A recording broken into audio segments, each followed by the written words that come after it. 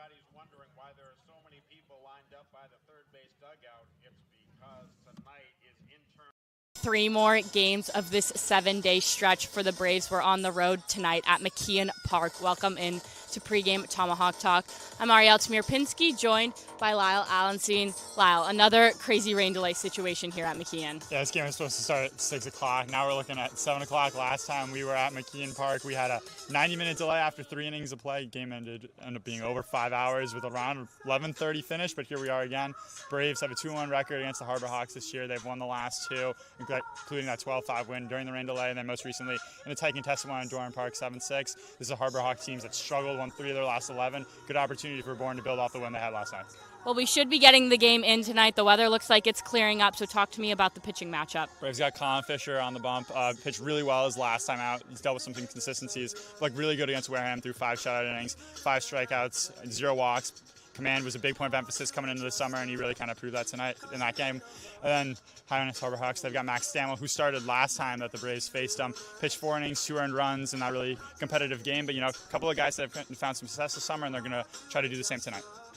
Well, first pitch will be at 7 p.m. here in Hyannis at McKeon Park. Continuing with pregame coverage, I'm now joined by Adam Gotkin and Devon Jarvis. Devon, this is a great opportunity for Bourne to keep the winning going. This is a struggling Hyannis team. Yeah, Hyannis has not been the best baseball team as of recent. Only 3 of their last 11 games have they come out on top in. And you look at before the All-Star break, Mitch Herker represented the West Division for the All-Star team.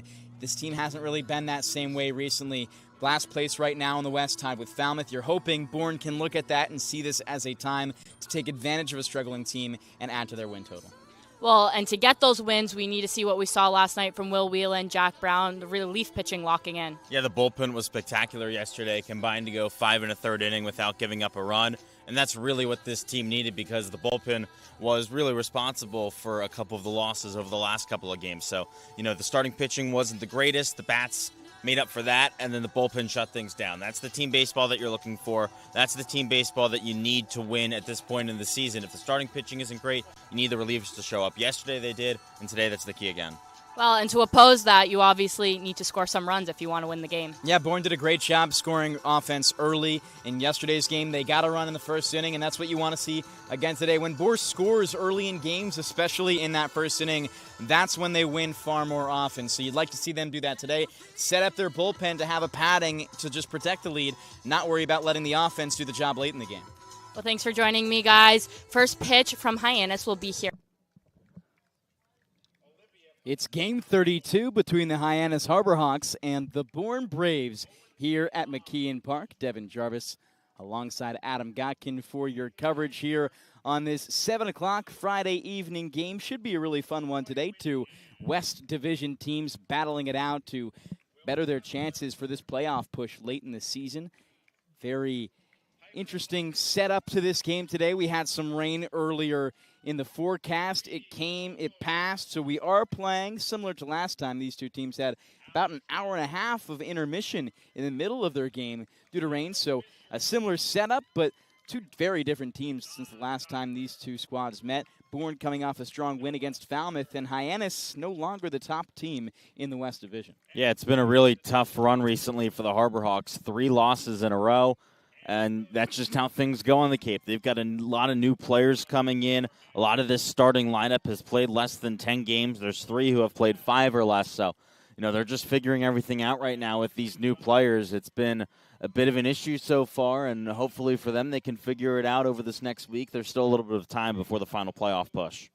Yeah, it's been not the greatest stretch as you just laid out for us right there. Right now, Hyannis have only won 2 of their last 8, 3 of their last 10, currently on a 3-game loss streak, and all the way at the bottom of the West Division with 27 points. Bourne on the other side, they've been pretty all right this season, just below 500 at the moment. With a win today, can reach that mark once again, 14, 15, and 2 with 30 points, 4 behind the leaders of the Gatemen. But yesterday we saw a shift for the Bourne Braves. After a 3-game winless streak, they came out and played a really tough game against Falmouth.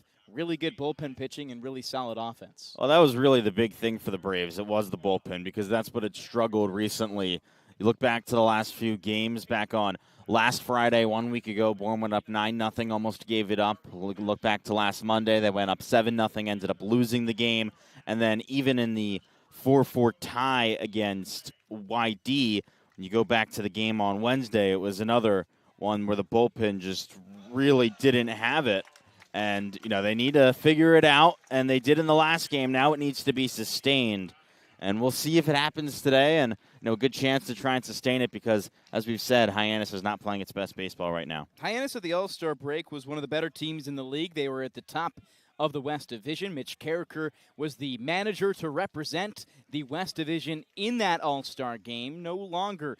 They have shifted all the way back, but we have a good matchup today on the mound for the Bourne Braves. Colin Fisher, he maybe had his best start last time out against Wareham. I think without a doubt, he went 5 innings, gave up just 2 hits, didn't give up any runs. He was spectacular when it came to his command, didn't walk anyone with 5 strikeouts. If you get that Colin Fisher again today, then you put yourself in a good spot to pick up a W on the road in division.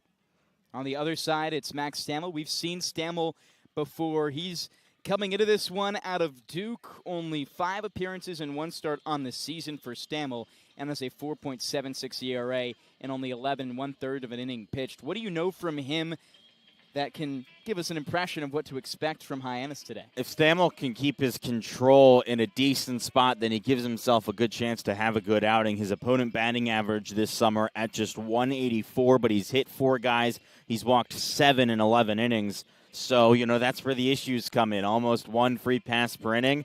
And that because of that, the ERA is up towards 5 at 4.76. So, a chance for Stammel to figure it out. His last outing, he didn't walk anyone, but he did only throw 12 strikes in 21 pitches out of the bullpen. So we'll see how we can do now moving into the starting role for the second time this summer. The offense played really well yesterday, scored early in the game. Why don't we check out the starting lineup for both sides, beginning with the Bourne Braves? For the Bravos, Riker Waite in the leadoff spot once again. He leads off and plays shortstop. In the number 2 hole is the right fielder Gavin Kelly. He's batting second for the second straight game. Batting third is the first baseman Cade Lewis. In the cleanup spots, the designated hitter Braden Holcomb, coming off of a 3-for-4 night. Batting fifth is the third baseman Drew Wires, playing in his 6th game of the summer. And the number 7 spot is the left fielder, or the number 6 spot, I should say, is the left fielder Cal Sefcik. Batting 7th is the center fielder John LaGrande. In the number 8 spot, the catcher Mark Quattrani. Batting 9th is the second baseman, Ryan Cooney. As we said, Colin Fisher on the mound today for the Bourne Braves, getting the start. On the other side of things, for the Hyannis Harbor Hawks, it's Owen Prince who leads things off and plays center field. Batting second is the left fielder, Parker Brocious. Batting third, the second baseman, Jeff Luigi. In the cleanup spots, the first baseman, Jay Stobie, one of the newer players to this Harbor Hawks team. He's played in just 5 games. Batting fifth is the shortstop, Jake Schaffner. And the number 6 spot is the designated hitter, Dayton LaChance. Batting 7th is the third baseman, Miles Davis. And the number 8 spot's the catcher, Brody Briggs. And to round out the starting lineup, it's the right fielder, Devon Mitchell. Again, Max Stammel gets the start today for the Hyannis Harbor Hawks, the University of Virginia transfer, after he spent some time with the Duke Blue Devils, making his 2nd start of the summer.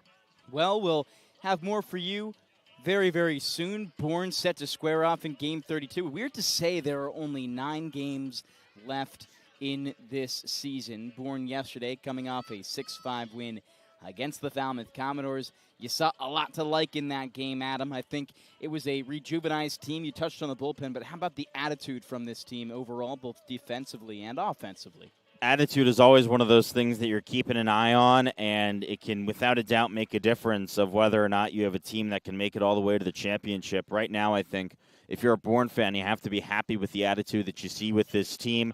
The veterans like Braden Holcomb are bringing a good energy, and it's definitely a good sign to see these guys as happy as they are right now at this point in the summer. Well, we'll take a step aside for the National Anthem presentation and be back in just a moment for first pitch.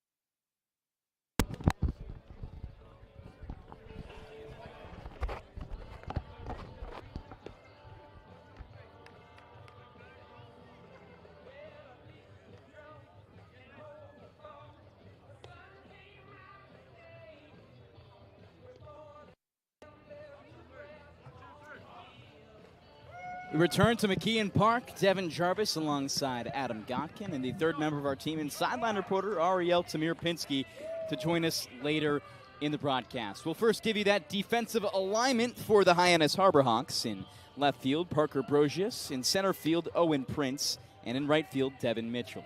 The infield from left to right goes Miles Davis, Jake Schaffner, Jeff Luigi, and Jay Stobie. Behind the dish is Brody Briggs, and the pitcher once again, Max Stammel. The umpires for this game behind the dish calling balls and strikes, Dan Fitzpatrick. At first base, switching between second base and first, is Jeff Kinney.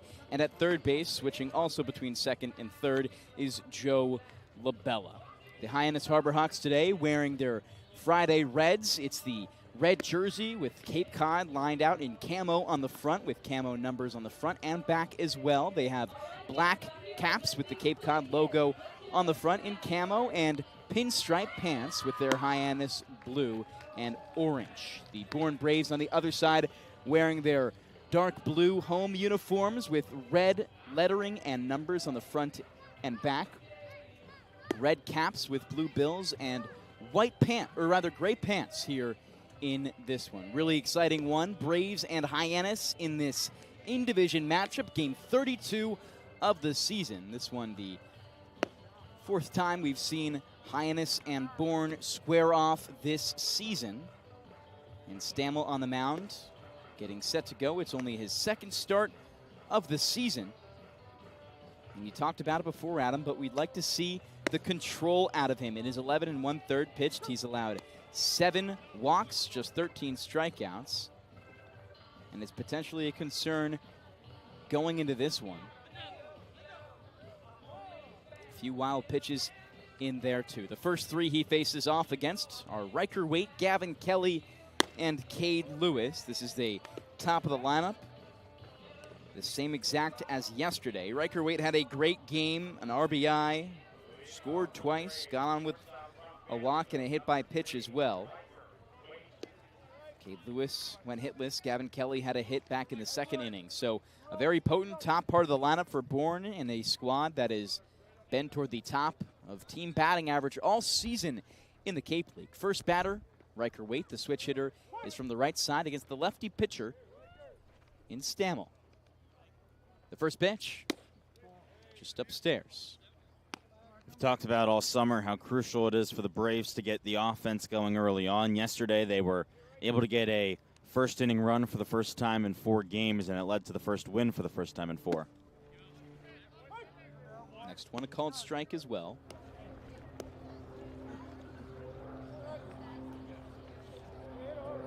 Max Stammel, a 3-pitch mix for him. Fastball, changeup, slider.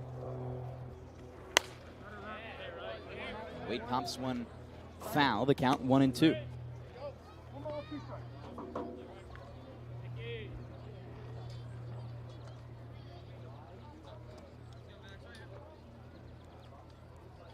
Stammel, the pitcher, spent a season at Duke last season with the Blue Devils, going to UVA to be a Cavalier next year. The 1-2, swing and a miss, strike 3, and Riker Waite goes down.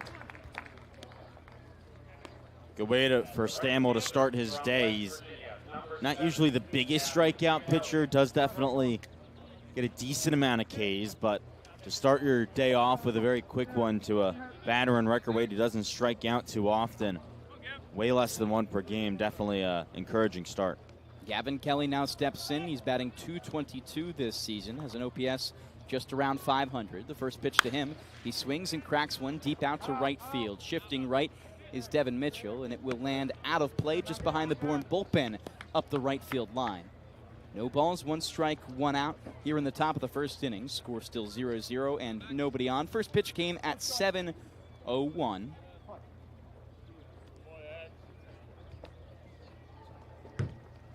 Kelly this season now appearing in his 22nd game. Watches the next pitch by, a slider that misses just outside. His batting average .222. His slugging not much higher. He's still searching for that first extra base hit on the season. Has yet to have it, but does have 7 RBIs, 6 stolen bases, no time stealing. He swings and bloops one to the right side. It's shallow right field, and that one's going to drop in no man's land.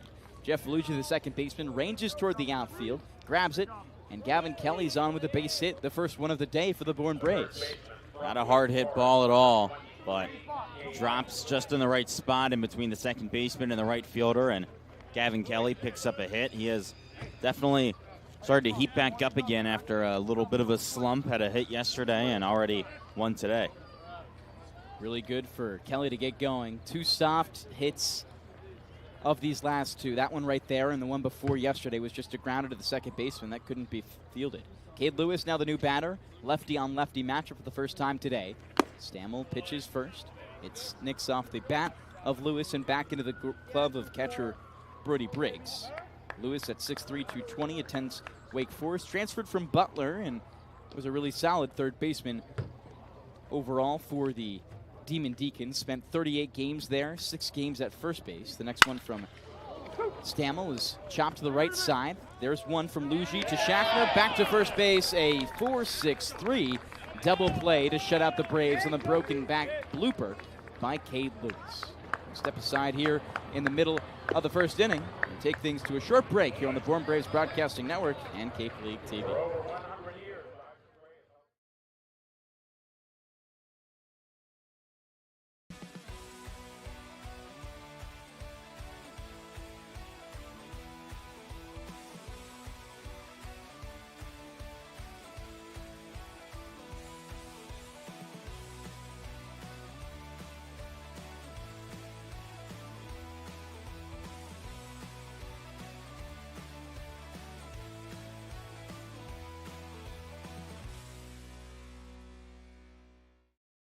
We're offering 0% for 60 months on CAT's new lineup of compact track loaders. That's 0% for machines that have been redesigned from the ground up. 0% for new features and big comfort. Nice cab, heated seat, great machine. 0% for more power and performance. Picked up a big 4,000-pound block like it was nothing. 0% for work tools too. But there's a 0% chance this offer will last. So contact Milton Cat before there's 0 time left. Cape Cod 5 is proud to be the official banking partner of the Cape Cod Baseball League. Cape Cod 5 offers a broad range of financial products and services tailored for every stage in your financial journey. Reach out to us. We're here to help.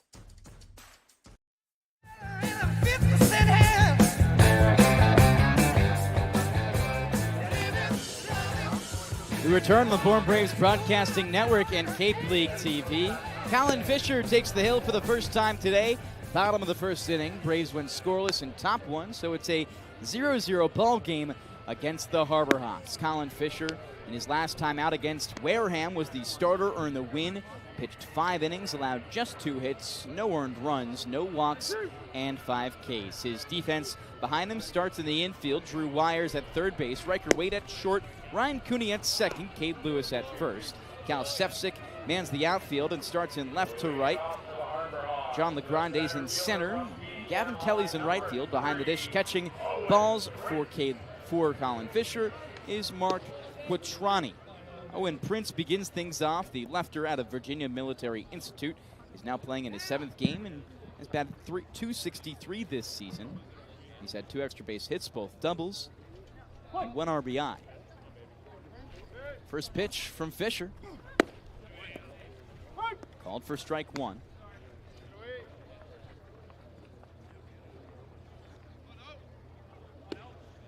Fisher works with a 4-pitch mix. Fastball, sinker, curveball, changeup. No balls, 1 strike. The next pitch, bunt squared. Prince takes it back, and it's a ball. The count 1-1, no outs here at a windy McKeon Park. It was raining earlier today. The weather showed that this game likely wasn't going to happen, but it stays happening as the slider settles in there at 76 miles per hour. Just catches the bottom part of the zone. 1 ball, 2 strikes, no outs. Fisher's got his pitch, works out of the wind and delivers. Slider misses low and outside. Take a look at the last start for Colin Fisher a week ago. He gave up just 2 hits. They both came in the first 2 innings, then he settled in after that. So if he can have a good start, you think he can be settling again. 2-2 is swung and bounced to the right side, picked up by the first baseman Lewis just off the line. He grabs it, steps on first himself for out 1. Braves are on a really tough stretch right now, 7 games in 7 days. That even adds more to the importance of needing length from your starting pitcher. Braves got a little bit of length last night. Nate Weissong worked into the 4th. Game before that got a lot more help with Folger Boaz going into the 5th, but still could really use a deep game today. First pitch to Parker Broges, misses just outside. 1 ball, no strikes, 1 out. Broges this season, now only in his 3rd game. It's going to be interesting to see how much Fisher gets stretched out in this game. He only threw 67 pitches in 5 innings his last appearance. Wonder if he might get up closer to 80 tonight. The 1-1. Looping curveball. Ahead of it was Broges. He swings, loses his footing, and misses. 1 ball, 2 strikes, 1 out. Broges out of Georgia Tech playing left field today. Only, as I mentioned, playing 3 games. That's part of this lineup that's very new to Hyannis. The 1-2 outside. 6 players in this starting lineup for the Harbor Hawks have yet to appear in at least 10 games. It's an unusual mark for a team this late in the season. And the 2-2 is there for strike 3 on the fastball. Excellent pitch, first K of the day for Colin Fisher. Controls everything in this league, and that's one of the things that Colin Fisher is best at. You go back to his time at Arkansas, and that's really where he starred. His control, very rarely walked anyone. Had some small issues with it at the middle of the season. A couple of his mid-of-the-stretch bullpen appearances, gave up 3 walks, but good since then. Fastball on the first offering to Jeff Lugie, the lefty. First lefty Fisher saw was Owen Prince. He put him down with a ground out to just first base. Out of the wind, Fisher starts and deals. 1-0 misses away. Fastball also off the plate. 2 balls, no strikes, 2 outs here in the bottom of the first inning with no one on. It's just 20 walks and 52 and a third collegiate innings for Fisher. The 2-0 finds the outer edge of the zone. You're likely to see some efficient baseball out of Fisher, one of the Bourne Braves' best starters. The 2-1, curveball barely misses on the inside edge. Thought he may have had it. He doesn't. Now the count to 3-1. Fisher has his pitch. He works fast. And it's bottom of the zone. Rather, Lugie goes around, checks the swing, and the count's full. 3 balls, 2 strikes, 2 outs. Bottom of the first inning, score 0-0. Fisher nods for his pitch, starts his wind and delivers. Curveball, swung and popped up way high, back of the backstop. Quattrani calls everyone off, makes the grab himself for out 3. That completes the first inning of play between the Bourne Braves and the Hyannis Harbor Hawks. We send things to top 2 on the other side of this break here on the Bourne Braves Broadcasting Network and Cape League TV.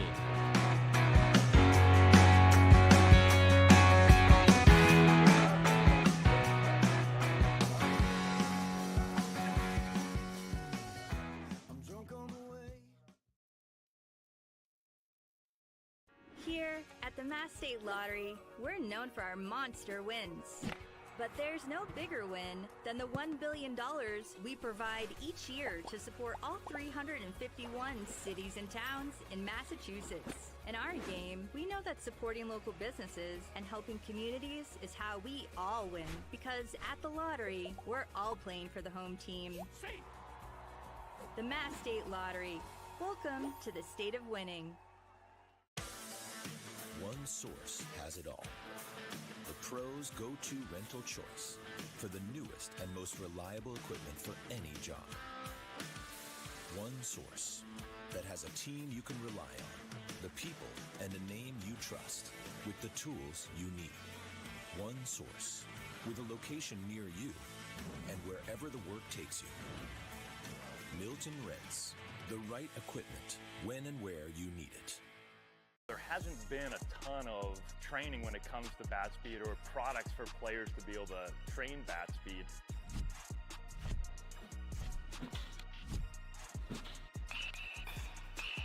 You can improve your bat speed and reach your goals working 10 to 15 minutes a day on this a couple of times a week. That's a no-brainer for every player.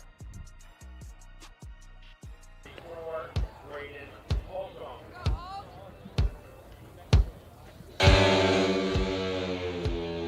First inning was a 1-2-3 for the Bourne Braves. Same thing for the Hyannis Harborhawks. So here in the top of the second inning, the offense will look to get going. Braden Holcomb leads things off for Bourne. The 6'5 righty out of Vanderbilt faces Max Stammel, the lefty pitcher out of UVA, for the first time today here in the top of the second inning. Score 0-0 between the two squads. First pitch, an off-speed, and there for strike one.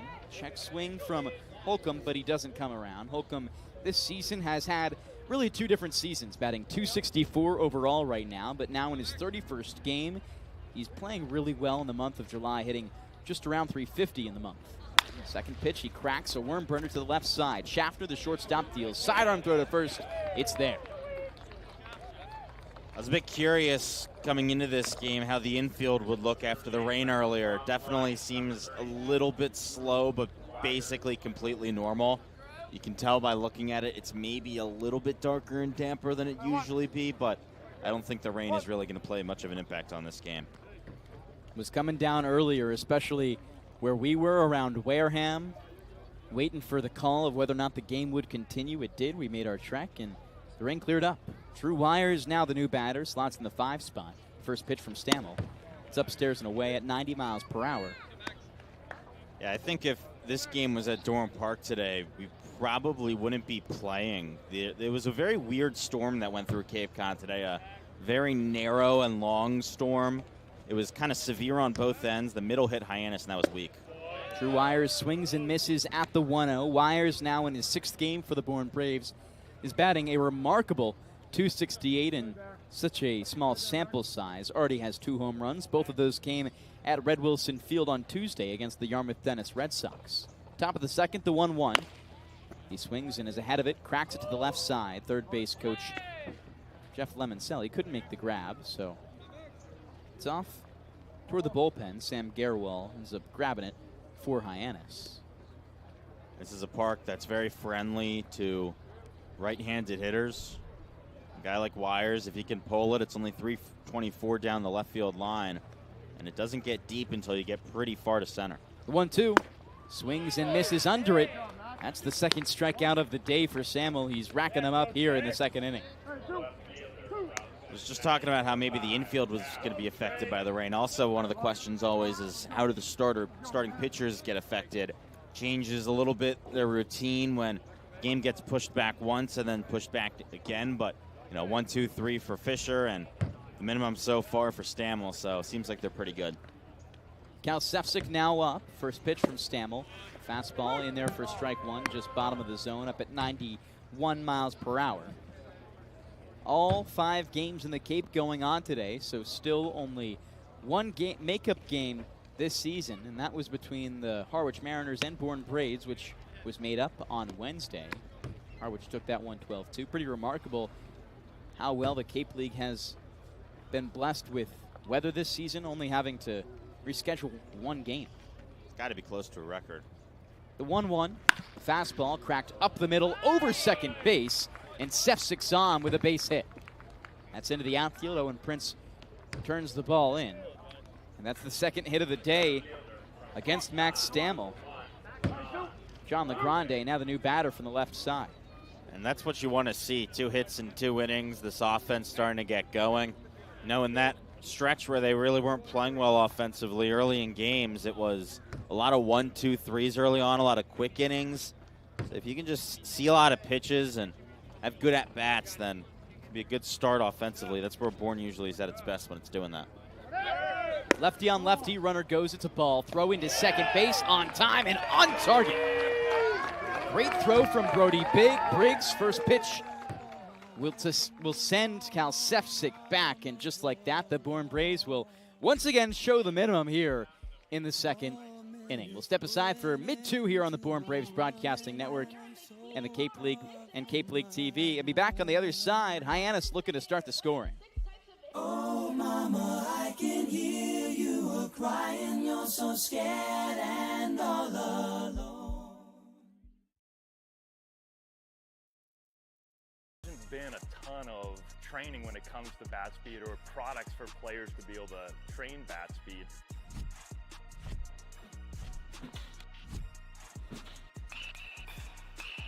You can improve your bat speed and reach your goals working 10 to 15 minutes a day on this a couple of times a week. That's a no-brainer for every player. Here at the Mass State Lottery, we're known for our monster wins. But there's no bigger win than the $1 billion we provide each year to support all 351 cities and towns in Massachusetts. In our game, we know that supporting local businesses and helping communities is how we all win. Because at the lottery, we're all playing for the home team. The Mass State Lottery. Welcome to the state of winning. One source has it all. The pros' go-to rental choice for the newest and most reliable equipment for any job.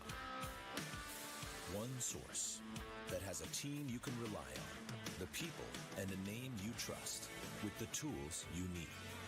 One source with a location near you and wherever the work takes you. Milton Rents, the right equipment when and where you need it.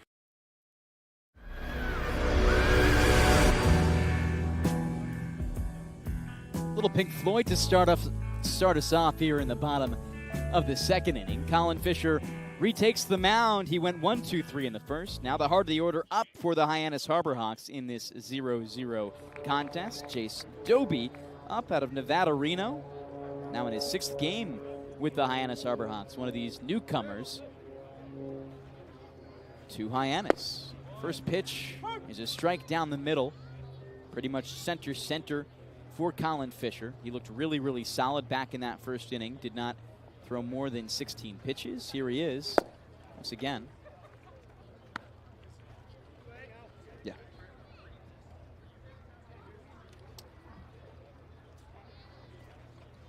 The 1-1, just inside.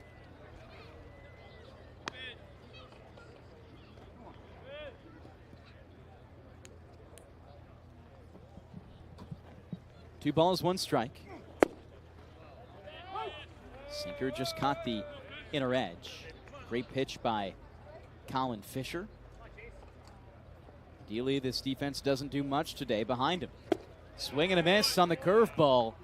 That fooled him. Doby couldn't hold up. And that's the first down here. Second strikeout of the day for Fisher. And we can just continue going through all the possibilities when you have a rain delay. Batting practice, not the same. Bourne doesn't hit at the field. Hyannis can't hit on the field. They're stuck in the cages. So does it take some time for these offenses to get going? These are all things you have to think about when there's a rain delay. Jake Schaffner takes the first pitch for a strike. The first pitch strike has been there for Fisher to start. Very impressive. A key thing for him in these at-bats. The 0-1. Fastball switches up the pace. That one up at 90. Just misses. Schaffner out of UNC. The 1-1. He swings and cracks into left field. That one, a line drive into the glove of Cal Sefcik. Thought it was going to drop for a moment. Sefcik well positioned, and that's out 2.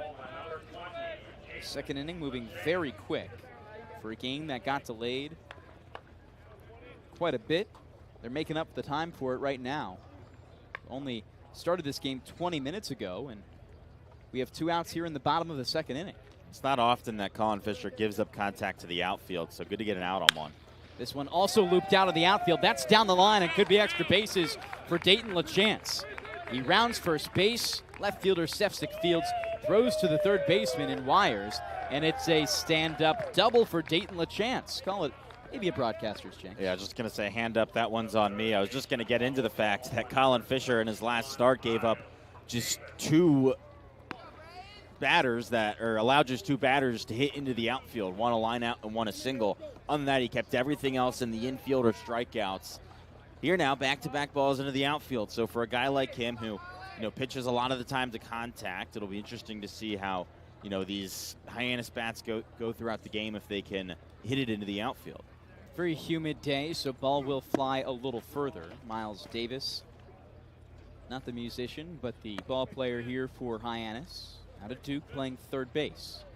7th game for Davis, stands at 6 foot 185 and is a lefty, batting under 100 so far, so would like to get that up here with a runner in scoring position and a chance. The 1-0, he cracks to the left side, charging in on one hop is Wires, caps his glove, throws to first, and that's out 3 for the Bourne Braves. Really much a pitching battle to start off here between Hyannis and Bourne, and before we step aside, a word from our lovely sponsors. Keystone Place at Buzzards Bay, Bourne's premier senior living community, conveniently located adjacent to the Cape Cod Canal. Visit us at Keystone Place at buzzardsbay.com. Marty Chevrolet, your dealer for the people, proudly supports the Bourne Braves baseball team.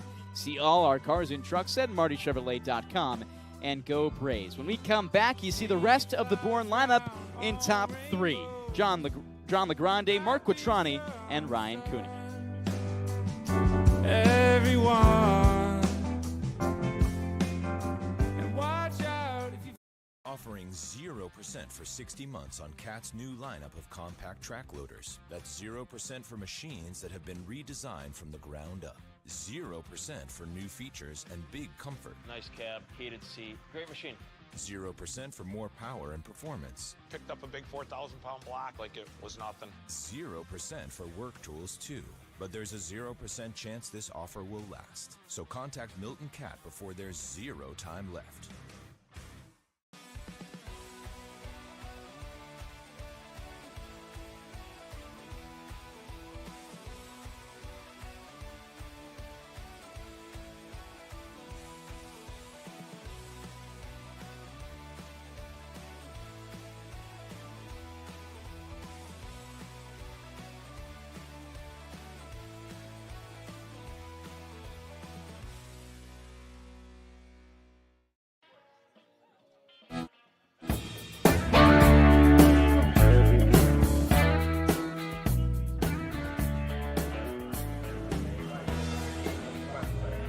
We're into the third inning of play between Bourne and Hyannis. A pitcher's duel to start, quite opposite of what we saw yesterday. It was 11 runs in the first 4.5 innings between Falmouth and Bourne. Not today, scoreless through 2. Into the third inning, John LeGrande up for the Bourne Braves. Max Stammel continues his start for Hyannis. And LeGrande, who was in the batter's box when the top of the second inning ended, will retake. Cal Sefcik was thrown out by Brody Briggs. First pitch in there for strike 1 from Stammel. Devon, you say how Bourne had a lot of offense early in the game yesterday. Something else you're looking for at this point in the season is the ability to win games in multiple ways. The 0-1's just low. Come playoff time, no game is going to be the same. You have to be able to do it in any way possible, whether it's the offense struggling at the start or needing to score a lot of runs at the end. So it's not bad to necessarily have those games now. Grande swings and chops one foul. 1 ball, 2 strikes, no outs. John LeGrande, you could say, has been everywhere for this Bourne team. Outfield defensively, but everywhere in the lineup. The 1-2. Swing and a miss. Strikeout number 3 for Stammel. And LeGrande is a guy who can help you win in multiple ways. When you put him this far down, he adds to it. Adds to a part of the lineup that maybe didn't have that spark before, but I'm certain he's appeared at least in the 1 spot, the 2 spot, the 7, 8, and 9, and I believe the 4 and the 5 as well. Mark Quattrani, the new right-handed batter in.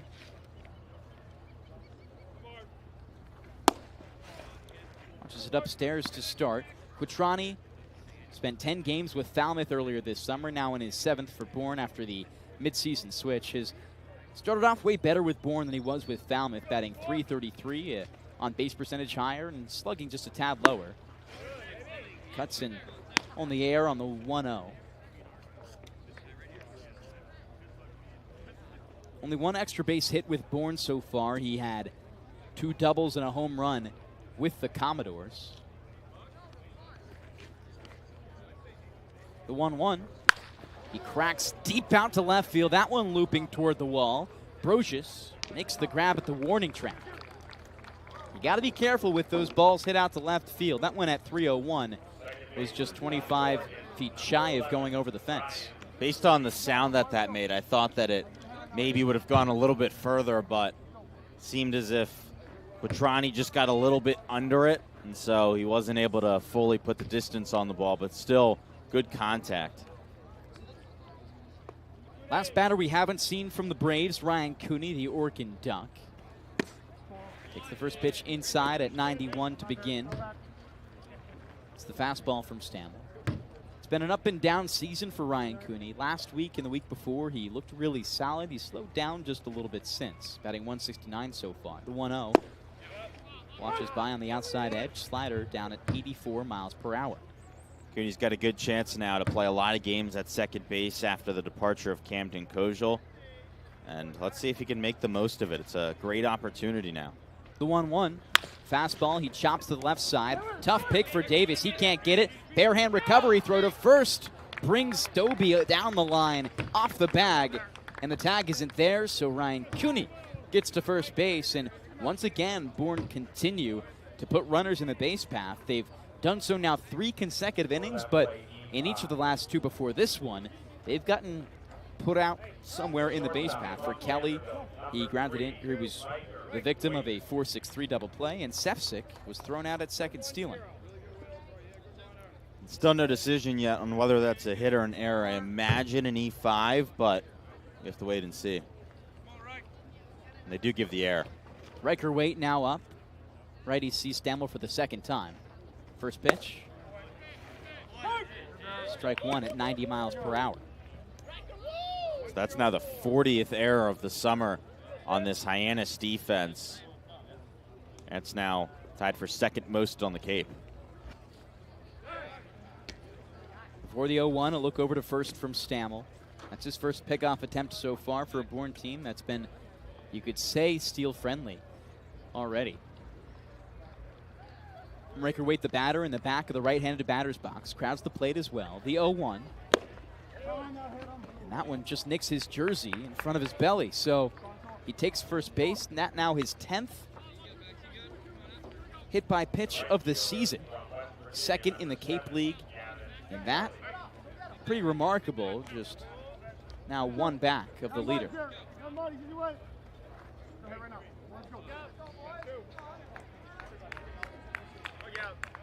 Gavin Kelly digs in. A runner in scoring position for the first time today for Bourne. Ryan Cooney there 180 feet away. First pitch from Stamel. Slider that brings it inside, just below the zone as well. Kelly got on with a base hit to right field. Solid contact. One of that nature would likely just leave Cooney at third if he were to do it again. Unless Cooney gets a good jump. The 1-0 with 2 outs in the top of the third inning.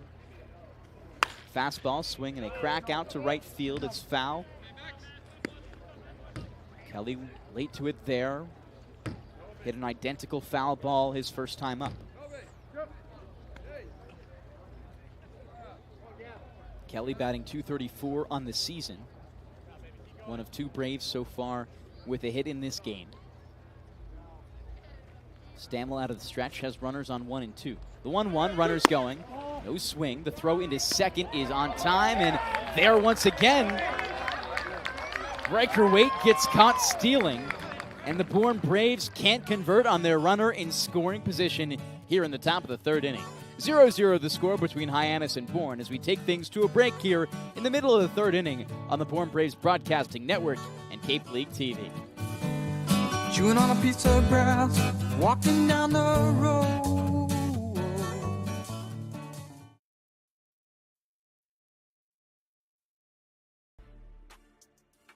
You can make any bat feel lighter by adding a velo puck knob. Instead of having to go get a whole entirely new bat, you can simply add the puck to it. Players can use this with any bat. It's basically going to shift the weight of the bat a little bit more towards the hands. Players are able to hit the ball a lot harder just by simply adding the puck on. If you can dream it, if you can cruise in it, if you can summer in it, fish from it, or take it for a day at the beach, we can protect it. The Baldwin Group, protecting the possible. Cape Cod 5 is proud to be the official banking partner of the Cape Cod Baseball League. Cape Cod 5 offers a broad range of financial products and services tailored for every stage in your financial journey. Reach out to us.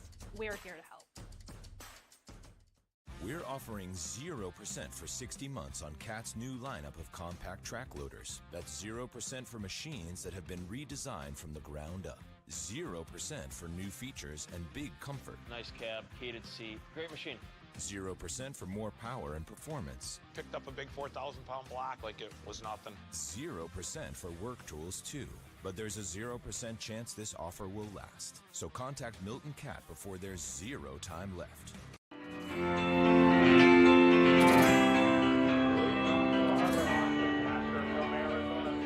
Bottom of the third inning here between Bourne and Hyannis. Devon Jarvis alongside Adam Gotkin and our sideline reporter Ariel Tamir-Pinsky to join us at the end of this half inning, so stay tuned.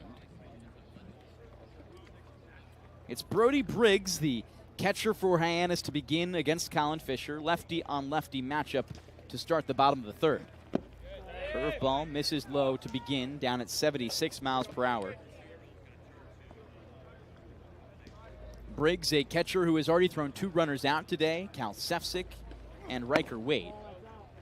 Takes the sinker outside. Count 2-0 with no outs and no one on in the bottom of the third inning. Scores 0-0 between Hyannis and Bourne. Briggs has shown off his arm behind the dish. Here's the 2-0. He's not really having to swing here if he wants to show off his bat. Misses low. Count 3 balls, no strikes.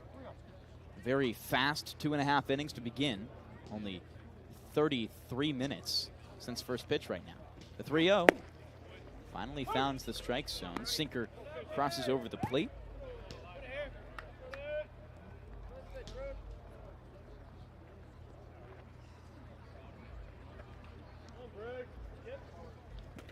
Here's the 3-1. Rides upstairs, and Colin Fisher awards Hyannis with their first base on balls so far today. Control is yet to be a problem for Fisher. Maybe got a little worried early in at bats, being behind the count 2-0, but nothing close to a walk. Yeah, he's got him behind 3-1 a couple of times now. Bit uncharacteristic. Now you just want to see Fisher, as he settles in, get better and better and calm down his control. Devon Mitchell, the new batter, swing and miss on the first pitch. Sinker got him chasing down at 90 miles per hour. Mitchell, the right fielder for Hyannis today, appearing in his 9th game, batting 160, has 2 RBIs and a home run. The 0-1 toss comes into first base to check on Briggs. He's in there safe. Only 1 attempt for Briggs this season, and he was caught stealing.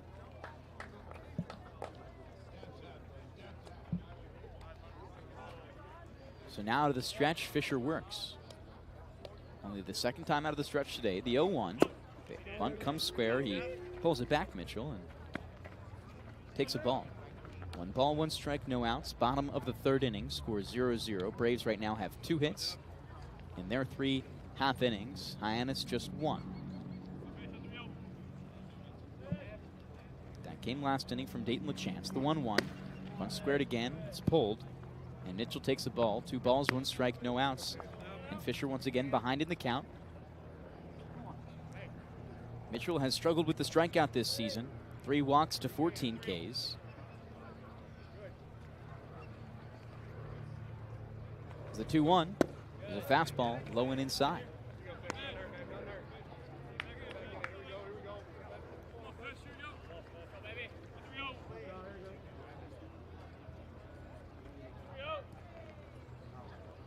The 3-1. Fastball down Broadway, a great pitch. An Osprey here above McKeon Park just landed on one of the behind the home plate netting poles. Gets a true Harbor Hawk watching his team play. They've got the nest on the first base side. The 3-2. Before that, a look over to first base. Tag comes from Cade Lewis. It's just late. Hawks Nest has been there for a while. That's why you get the team name the Hyannis Harbor Hawks. They used to be the Hyannis Mets, but changed the name just over about 15 years ago.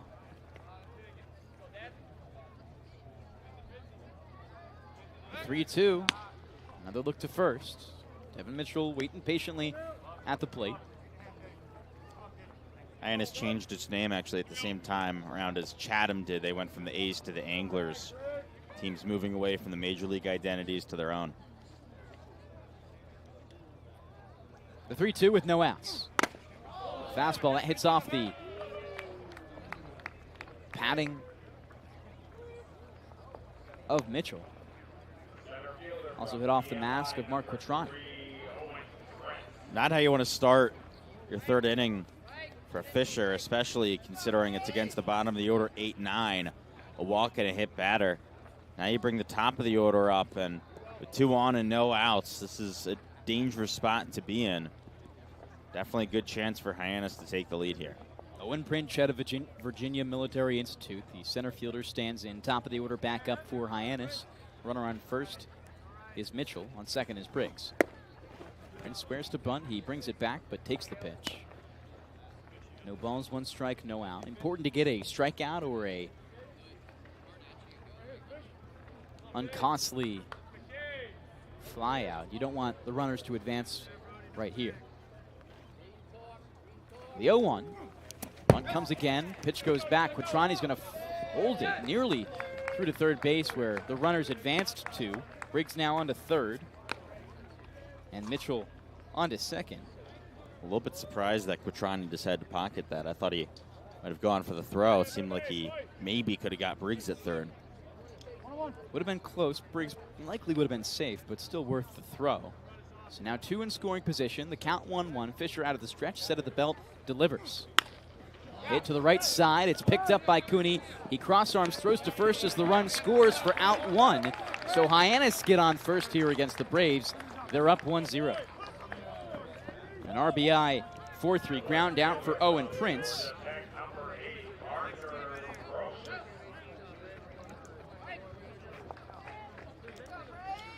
And Parker Brosius steps in still with runners in scoring position. It's Mitchell on third. The first pitch to Brosius, a curveball. Quattroni stretches to the left-handed batter's box to catch it. Brosius, the right-handed batter, faces off against the lefty, and Colin Fisher for the second time today. First time was down on a swinging strikeout. The 1-0. Fastball misses just inside.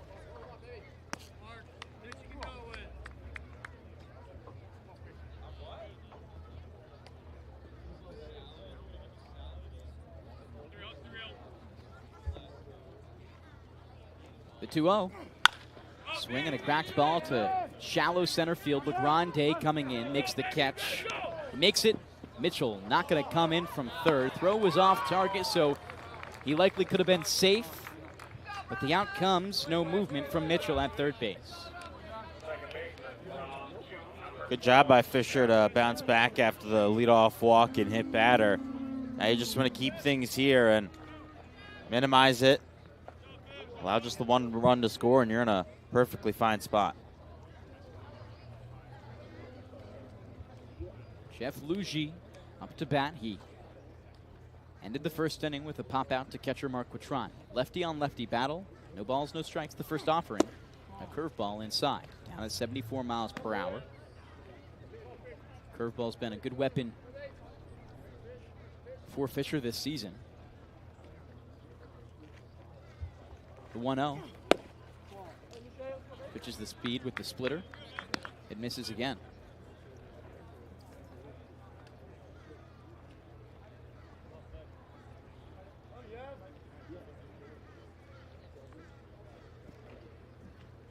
The 2-0.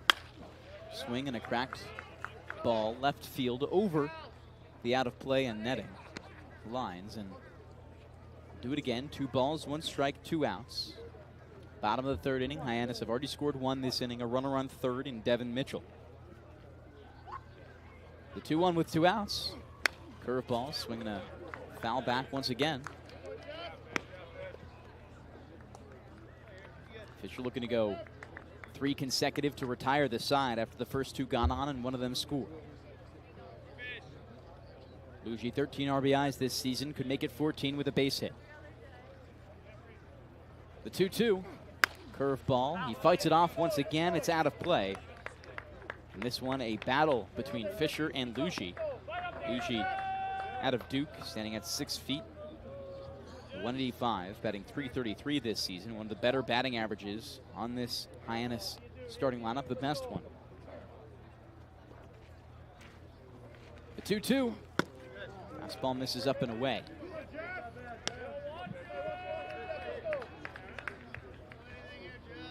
Back to a full count. With a walk, it puts runners on the corners. Strikeout ends the inning. Out of the stretch, Fisher set at his belt. Delivers. Paints the outer edge for strike 3. An excellent pitch to strike out the side. And the Bourne Braves limit the damage to just 1 from the Hyannis Harbor Hawks. Before we step aside here in inning number 3, we send things to the birthday girl, Ariel Tamir-Pinsky. Thanks, Devon. I mean, guys, this McKean Park has to have some bad omen with Bourne, because this is our second time here and the second time this summer that we have had some bad weather delays at this field. When we played them back on July 8th, we had a rain delay here, and we did not start the 9th inning until right before 11:30, which is the cutoff for the start of a new inning here on the Cape. It's a similar scene here tonight. The game was pushed back an hour. When I spoke to Ryan Cooney after the game the last time we were here, he said the camaraderie they have on this team just keeps the energy up, even when they are sitting around and waiting to hear about the new start times. Thank you so much, Ariel, and happy birthday once again. We don't get to celebrate that often, and great hit. Thank you. So we'll step aside here for the end of the 3rd inning of play. Hyannis up 1-0 over the Bourne Braves here on the Bourne Braves Broadcasting Network and Cape League TV.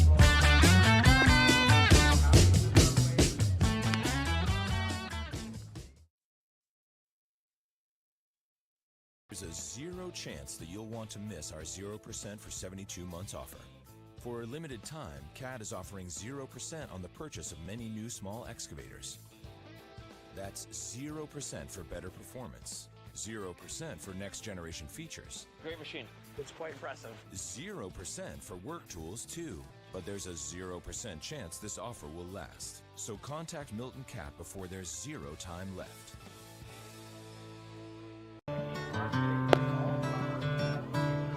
A quick first 3 innings here at McKean Park after the hour-long rain delay. It took just 45 minutes to get through the first third of the game, and so we're into the top of the 4th. It's 2-3-4 up for the Bravos. Gavin Kelly will lead things off. Kay Lewis stands on deck, and Braden Holcomb in the hole to get things going. Max Stammel, the left-handed pitcher, back out onto the bump for his 4th inning. He's been extremely efficient so far, giving up 2 hits and then on both those outs on the base paths. First pitch to Kelly is fouled straight back on a 90-mile-an-hour fastball. The last inning was the most danger that Stammel has got into. He allowed runners on to first and second base on an error and a hit by pitch, but got out of the inning as Riker Waite was caught stealing at second. 0-1. Big swing and a miss on an outside breaking ball. It's 0-2. It's not easy to steal against this Hyannis team. Brody Briggs, the catcher for the Harbor Hawks, now 12 for 30 on the season, throwing runners out. He's been one of the best defensive catchers on the Cape. Gavin Kelly, a catcher himself, and right today sees the 0-2, watches it upstairs and outside on a 90-mile-an-hour fastball. Stammel's control has been really good. 26 strikes on 37 pitches after 12 strikes on 21 his last appearance. The 1-2. Kelly swings and hits it high towards the first base side. It drops out of play just beyond the Braves' dugout. Stammel hasn't walked anyone yet in this outing. Entering today, he had walked 7 in an inning and a third. He has hit 1 batter. He hit 4 in that 11 and a third coming into this one. Here's the 1-2 again. Fastball up and outside. It's 2-2 to Kelly. The Braves yesterday at the plate walked just 2 times as the 2-2 is fouled off towards the Bravos dugout, and will continue on in this at-bat.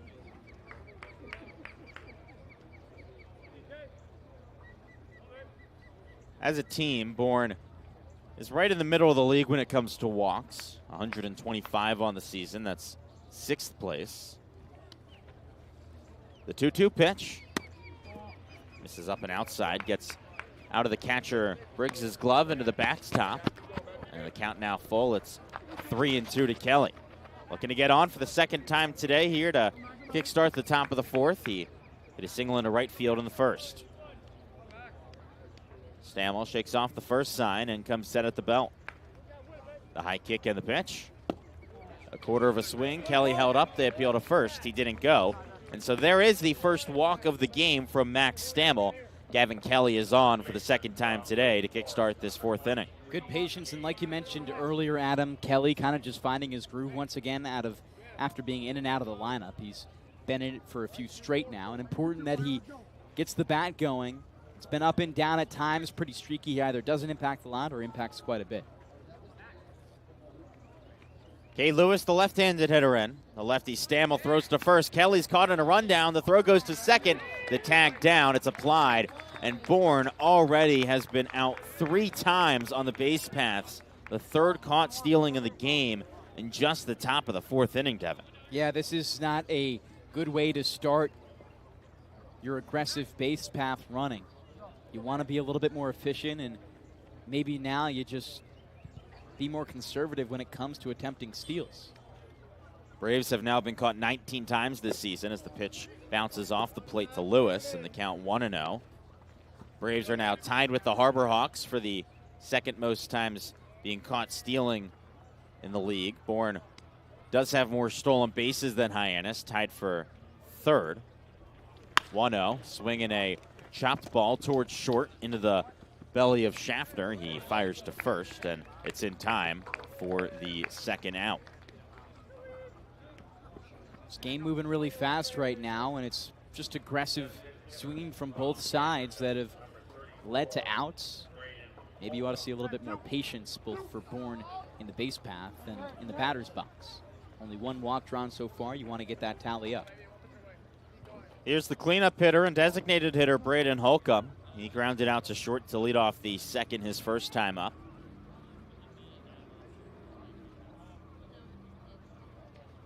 Stammel the set.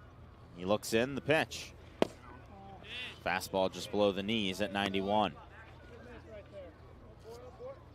You said that Bourne batters have been very aggressive in this game. Holcomb grounded to short on the 2nd pitch of the at-bat back in the 2nd inning after he took a first pitch strike. This time the 1-0 is swung on and hit in the air down the right field line and foul.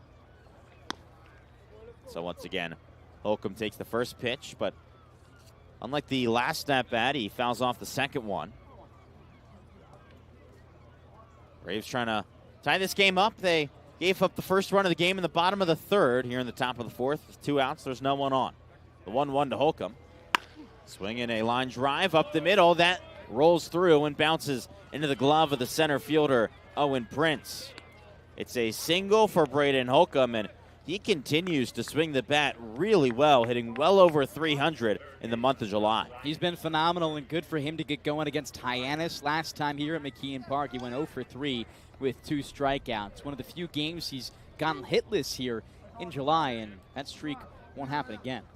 Now it's Drew Wires, the number 5 hitter and 3rd baseman. He struck out swinging back in the 2nd. That was Stammel's 2nd strikeout victim. He's up to 3 Ks on the day. He looks over to first at Holcomb and deals.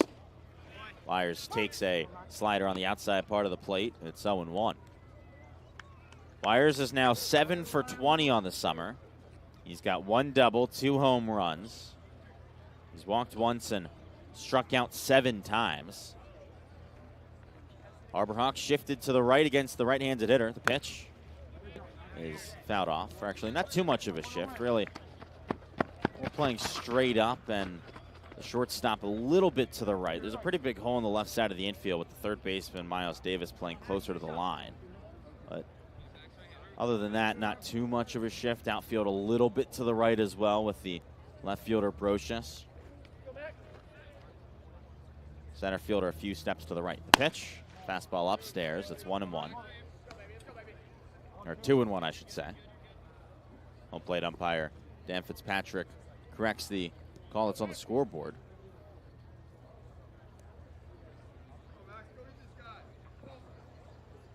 Maybe it's 1-2. Said 1-2. He put up and looked back, and they didn't change it. Here's the pitch. It swung on and missed, and I guess that was the 1-2 because it's called strike 3. And so that's the third out of the top of the fourth inning. The Braves get one hit, but leave that man on. No errors and no runs. So we send things into the bottom of the fourth inning here at McKeon Park with the score still 1-0 Harborhawks.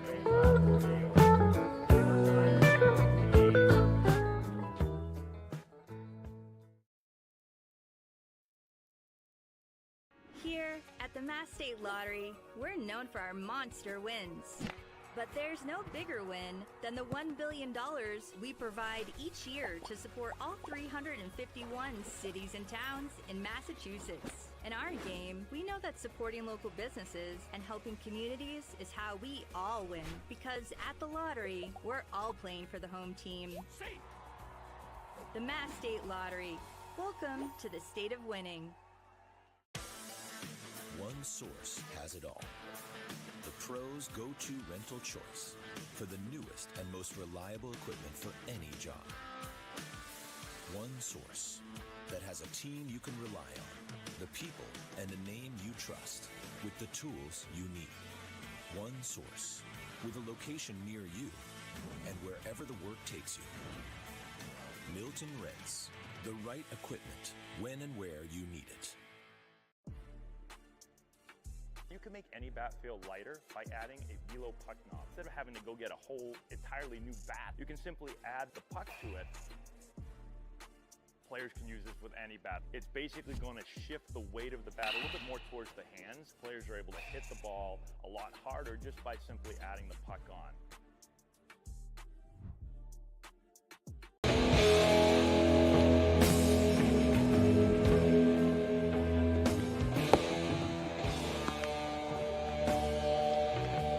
Into the bottom of the fourth inning here at McKeon Park, and it's 1-0 Harborhawks, the home squad up and looking to extend that lead with the middle of the order coming to the plate. Jace Dobie, Jake Schaffner, and Jaden LaChance. Colin Fisher is back out onto the mound for the Bourne Braves into his fourth inning of work as the starter. He got into the most trouble in his last inning. He walked the leadoff man and then hit a batter.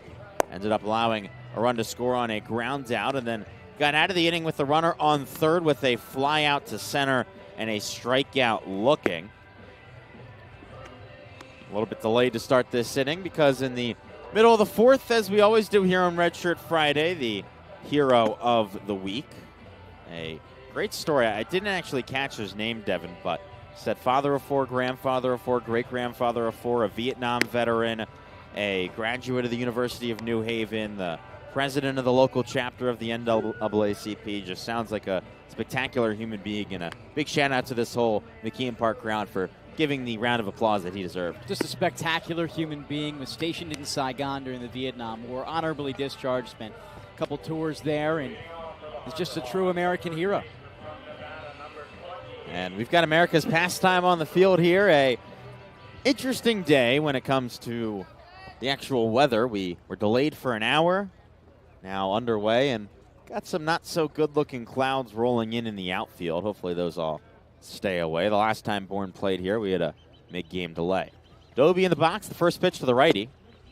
A called strike on a breaking ball at the knees, and it's 0-1. Look at the scoreboard right now, and it looks pretty backwards. Only one hit for Hyannis. That came in the second. They scored their run in the third. 4 hits for Bourne. Pitch, swing and a miss. Another breaking ball low, and it's 0-2 from the left-handed pitcher Fisher. Bourne just hasn't been able to convert on their hits, and Hyannis got it done last inning with small ball and no hits. Braves also have had 3 outs on the base pass. 0-2. Runs outside on a heater, and it's 1 ball and 2 strikes to the right-handed hitting first baseman. Dobie playing in his 6th game of the summer. He's now 5 for 18. He struck out 6 times. The pitch, swinging a foul ball, chopped down the third baseline.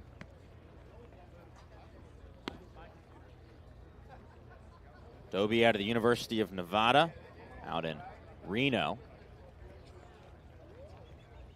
Native of Mountain View, California, so out east this summer and looking to get on here to start the bottom of the fourth. Pitch, big swing and a miss, strike 3. Breaking ball low and away. Nice job by Fisher to mix things up after the fastball. And he gets his 4th strikeout of the day to kick off the bottom of the 4th. That's a really, really huge first down for Fisher. He is a lot more successful in innings when he can get that first down. You know, last time against the Wareham Gatemen did not allow a single run at all. First pitch to Jake Schaffner, and a called strike. And in every single one of those innings, got the first down to begin. Here, no runs allowed when he's gotten the first down. Here's the pitch. Called strike on a fastball low and outside. It's 0-2.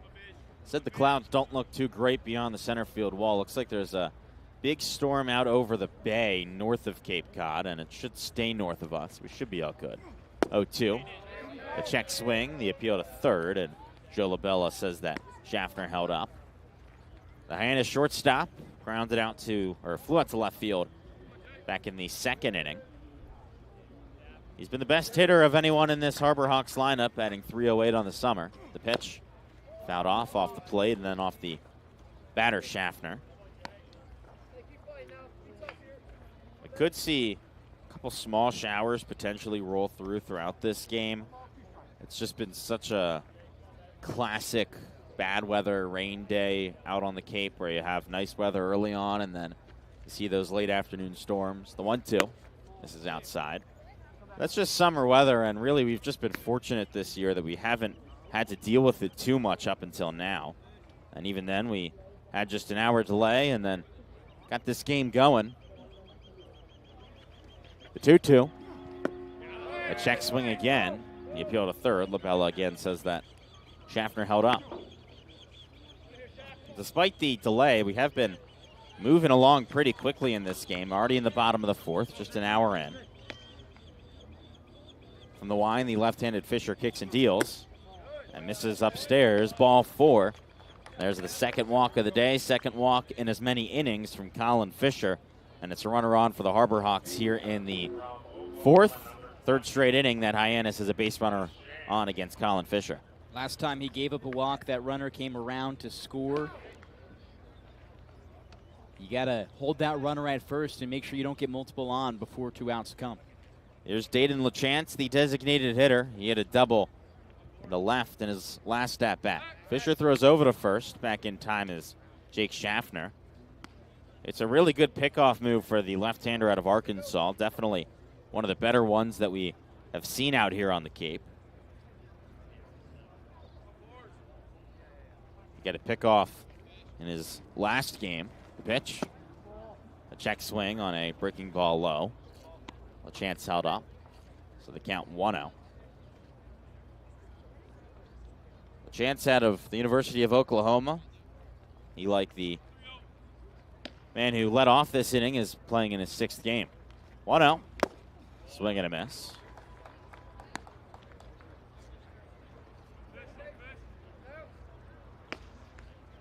A chance, a native of Sherbrooke, Canada, up in Quebec, the southern part of the province. Throw over to first. Back in time. Bourne had a player from Canada as well earlier in the season in Nick Groves. He was from just outside of Quebec in Ontario. It's a province that lost its Major League Baseball team just about 20 years ago when the Montreal Expos relocated to Washington, D.C. Fisher throws over to first, and back in time once again is Schaffner. It is a region that does still care about baseball, though. It's definitely nowhere close to hockey or even soccer as being the top sports, but you've got a few independent teams up in Ontario. 1-1. Swinging a high line drive deep down the left field line. If it's fair, it's gone, but it's just foul. LaChance barely pulled that one too much down the left field line. Just about 10 or so feet left of the pole. And so the count 1-2 here with one gone in the bottom of the 4th inning. Schaffner still on first. He has 3 for 5 this summer on stolen base attempts. Fisher doing his best to keep him close with the pickoffs. The left-hander looks over to first and throws over. Back in time is Schaffner. Wind's starting to pick up a little bit here at McKeon Park.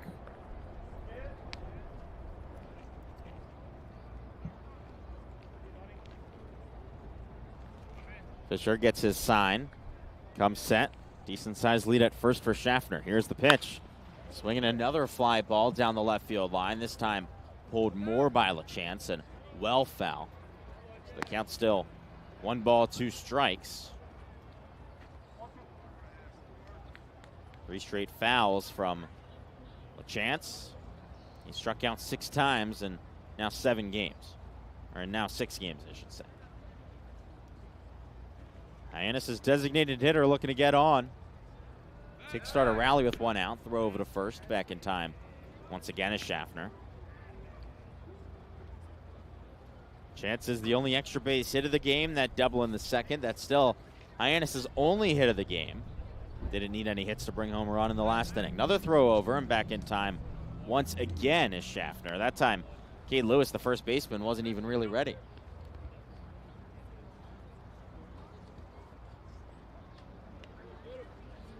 Dark clouds start to make their way over the park as another throw over to first, and back in time once again is Schaffner.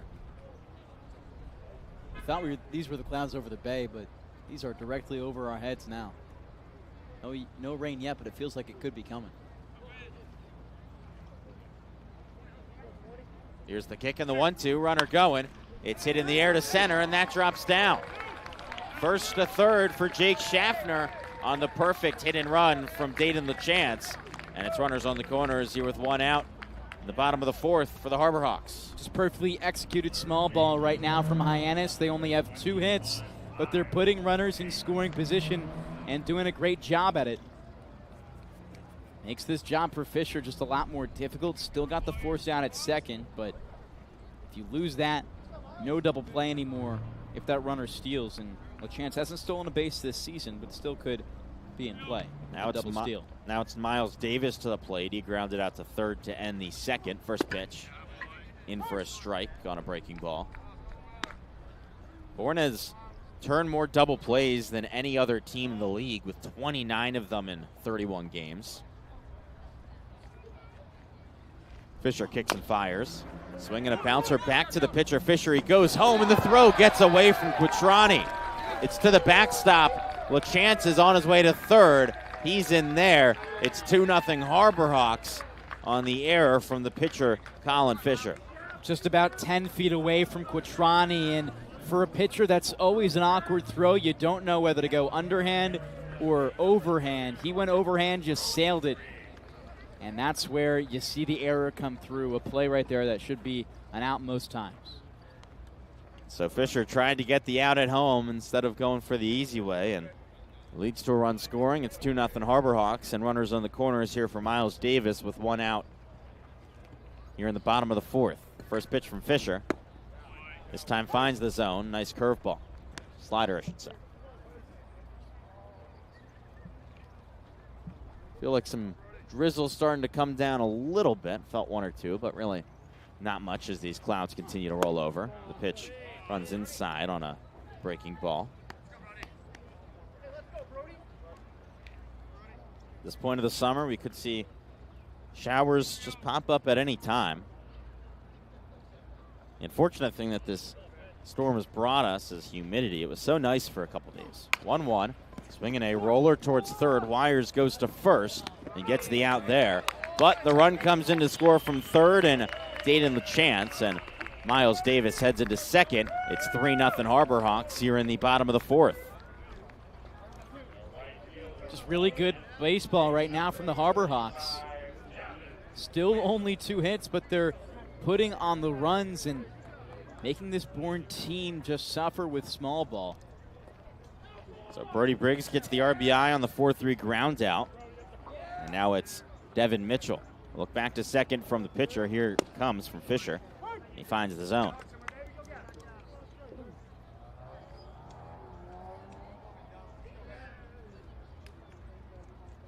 Fisher comes set. He looks back to second at Davis and deals. This is low and inside.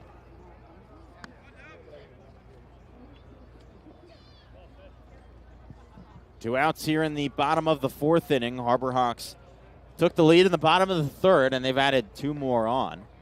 And not done just yet. Miles Davis still at second. The 1-1's the number 9 hitter, Devon Mitchell, is fouled off the plate. It's 1-2.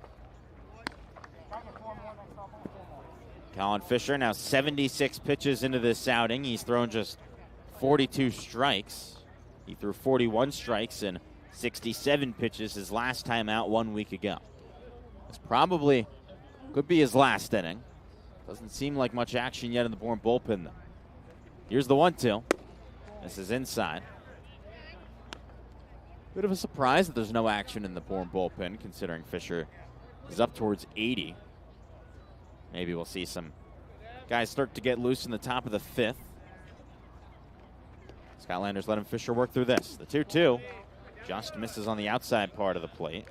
Barely in the other batter's box, and the count runs full to 3-2.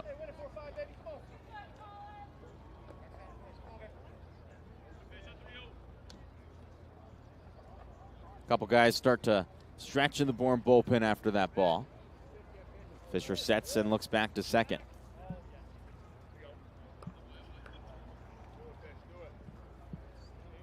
He resets on the mound, looks in, and gets signs from the catcher, Quattrani. Shakes off the first three. Still looking in. Fisher now gets his sign. Comes set. Veers back to second. Kicks and deals. And is fouled off towards the Hyannis dugout down the third base line.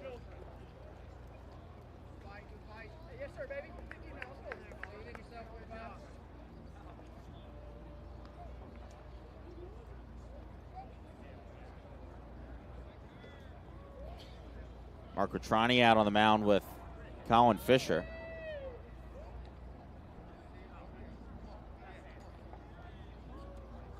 So the catcher and pitcher maybe just mixing up the signs here with the count full and 2 outs.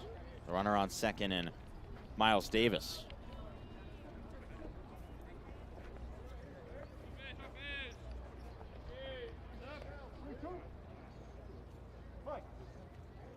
Fisher takes a long look in. Still getting some signs from Quattrani, and they actually mixed up the signs completely now. Hand signals instead of just the fingers. The pitch, that runs low. It's ball 4. Second walk of the inning from Colin Fisher, his third of the game. And now it's the top of the order up with runners on first and second and 2 outs. Owen Prince heads back to the plate. He got an RBI on a ground out his last time up. And Scott Landers will make his way out to the mound to speak with his left-hander out of Arkansas. Now there's some action going in the Bourne bullpen. I don't exactly know who it is right now, but we'll get that name for you soon. Landers out there with Colin Fisher, the catcher Mark Quattrani, as well as the entire Braves infield. Big moment here for Owen Prince. He's playing in just his 7th game of the summer, yet he's already been very impressive when it comes to bringing home runs for Hyannis. And a big chance here with runners on first and second and 2 outs to really blow things open, break things open here in the bottom of the 4th and give his team a much bigger lead. Prince is up to 3 RBIs on the summer. Get his 4th year with a base hit.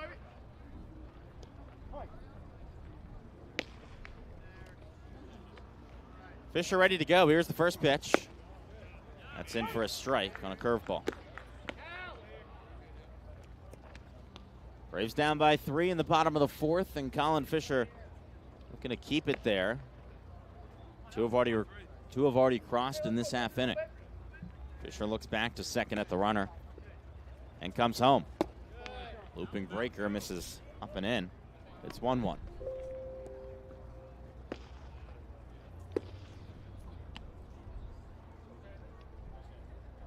Sun's starting to fully set.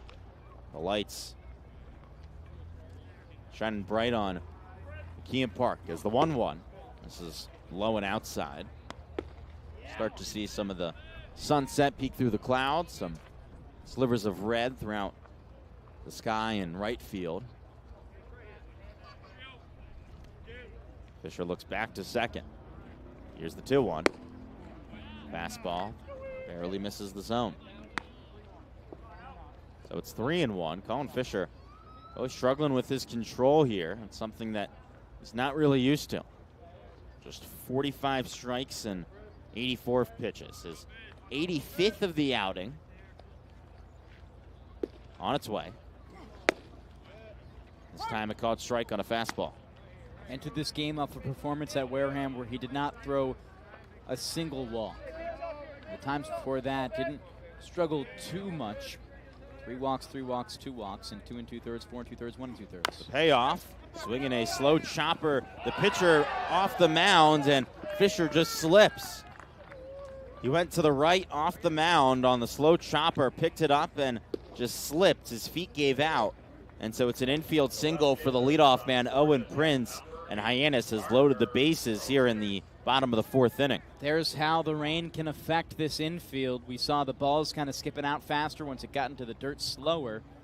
Just like that, the bases loaded on what should be a simple out. Myers was probably there if Fisher wanted to let it go, but Fisher tried to make that hero play, and it doesn't pay off.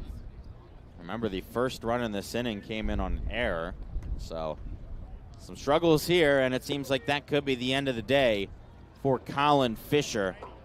It's Jackson Baker, the right-hander, who is going to make his 2nd appearance of the summer for the Braves when we come back. First pitching change of the day. Don't go anywhere. You're listening to the Bourne Braves Broadcast Network on Cape League TV. Evil minds that plot destruction. Sorcerer of death's construction. Cape Cod Healthcare, we're committed to excellence and compassion in everything we do, like helping people maintain their active lifestyles. Our innovative orthopedic program combines advanced techniques and leading-edge technology with highly specialized teams, including our nationally recognized Center of Excellence for Joint Replacement. Our focus is getting you back to doing the things you love, in the place you love. The Center of Excellence and the quality of care that we can deliver makes all the difference to the patients. They understand that they can get the best care right here on Cape Cod.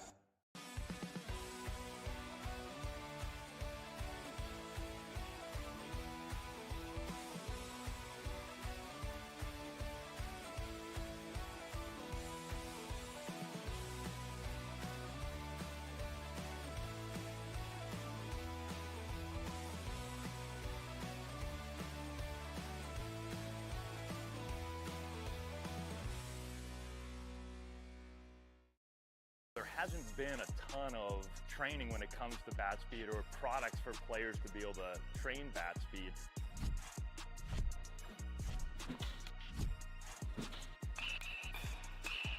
You can improve your bat speed and reach your goals working 10 to 15 minutes a day on this a couple of times a week. That's a no-brainer for every player. Here at the Mass State Lottery, we know there's no bigger win than the $1 billion we provide each year to support all 351 cities and towns in Massachusetts. Now that's how we all win. The Mass State Lottery. Welcome to the state of winning.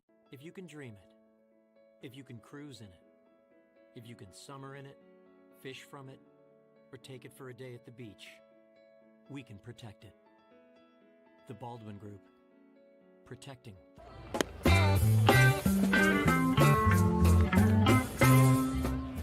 The new pitcher into the game for the Bourne Braves here in the bottom of the 4th inning is the right-hander out of the University of Southern California, Jackson Baker. He's making his 2nd appearance of the summer. Pitched back on Monday and didn't give up any runs in an inning of work. He didn't walk anyone either. Struck 1 out. Did allow 2 on an error and a hit by pitch, but got out of the inning with just 4 coming to the plate on a double play. He enters with the bases loaded and 2 outs. Parker Brochu's at the plate. Here's the first pitch. That's in for a strike. Big spot here for Baker. He enters after Colin Fisher exits after 3 2/3 innings. He gave up 2 hits, walked 3, struck out 4, and is responsible for 3 runs and all 3 runners on. The pitch misses low and outside. It's 1-1.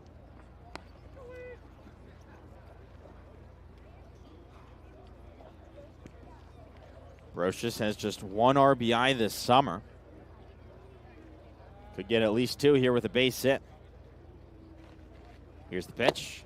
Swing and a miss. It's 1-2. Jackson Baker can send things to the 5th with an out here. Braves will send 6, 7, 8 up to the plate. Still looking for their first run of the game, down 3-0. Baker, the right-hander, comes set at the belt, takes a deep breath, kicks and deals. Swinging a bouncer off the body of Baker and through the left side of the infield. Davis scores from third. Here comes Mitchell. He's in. The throw goes to second and gets away. Now a runner coming home, and he's in as well. Owen Prince scores. It's a bases-clearing double for Parker Brocious, and it's 6-0 Harbor Hawks here in the bottom of the 4th inning. I don't know if you describe it as unfortunate or unlucky, but there's been just a few bad breaks for Bourne in these recent plays, and especially this inning that's led to these 5 runs. Hard to look past them, and just an awful start. Not Baker's fault, just something he had to deal with. A line drive right back to the pitcher goes off of him, and now it's Jeff Luigi to the plate, the 9th guy up in this innings. 5 have already crossed. It's 6-0. Owen Prince stands on second. Parker Brocious stands on second. Here's the first pitch to Luigi. It's in for a strike on a fastball at the letters. So we do have the final line for Colin Fisher. He's responsible for all 6 of the runs. All 6 are earned because the error was on himself. 0-1. Bounces in front of the plate. Good block, though, by Quattrani. That error came in the very beginning of this inning and allowed the first run across. And since then, 4 more have. Not the start that Colin Fisher was hoping for after he went 5 shutout innings his last time out. Here's the 1-1. Called strike on a fastball upstairs. Bourne knows anything, though. It's that this game isn't over. When Jackson Baker last pitched, Bourne was up 7-0 and ended up losing. So 6-0, it's nothing in this league. Luigi in the left-handed box. Bends his knees in his stance. Here's the set from Baker and the pitch. This is low and outside. It's 2-2. Wind continues to pick up. Some more dark clouds coming over McKeon Park here in the bottom of the 4th. It's been a long bottom of the 4th inning after a very quick first 3. Here's the throw to the plate. This is upstairs. Could potentially see some rain come in soon. Keep an eye on that.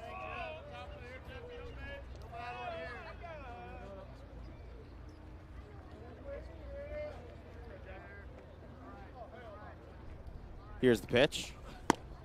And that misses upstairs. It's ball 4. It's a walk to Jeff Luigi.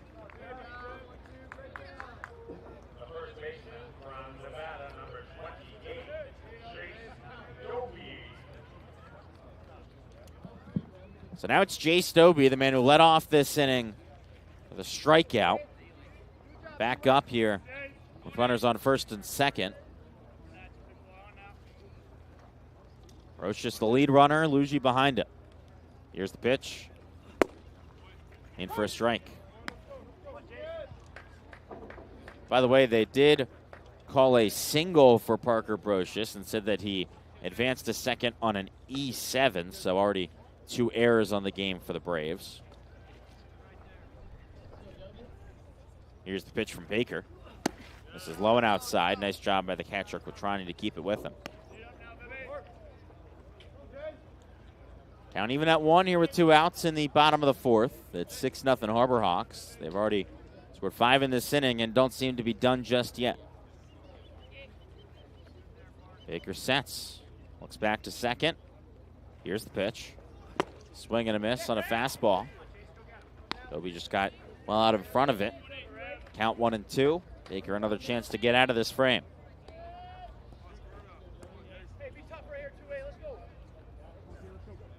Bourne got the second out when the second run came in this inning. Looking for the third here. The kick and the 1-2. Swinging a ground ball. That's through the right side. Coming in to score is Brocious, an RBI single for Jay Stobie. It's 7-0 Harbor Hawks. Sometimes this Bourne team just unravels. They're contagious in good ways, they're contagious in bad ways, and we've seen multiple times, most recently against Harwich on Wednesday, where when Bourne faces adversity in the middle of an inning, it kind of just piles on, and you allow these huge innings. And you're seeing it right here.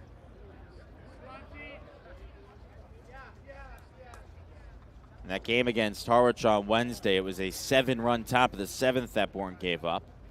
First pitch is upstairs to Jake Schaffner.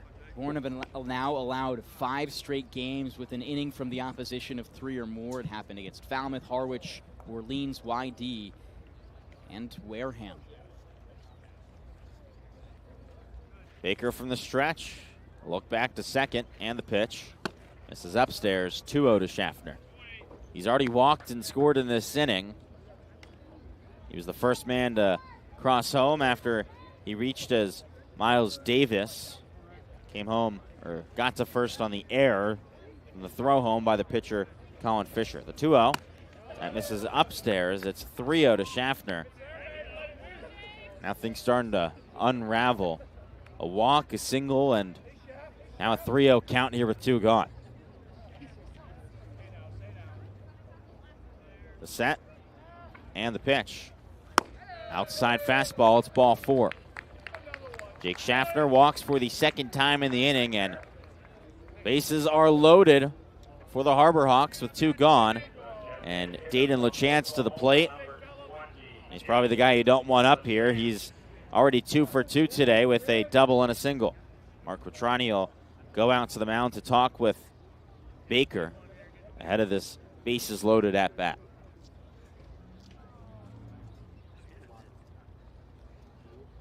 Coming into this inning, Bourne trailed just 1-0, but led in the hits category 4-1.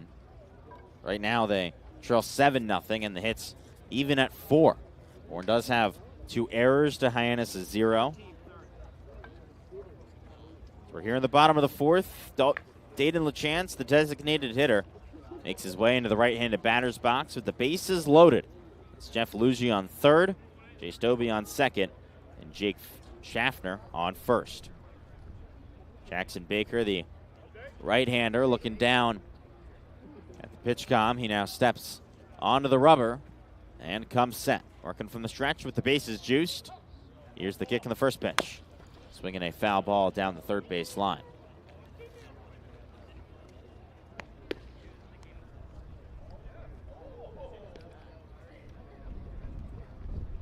Still seeing more clouds. There looks to be a chance for rain potentially in about 10 or so minutes.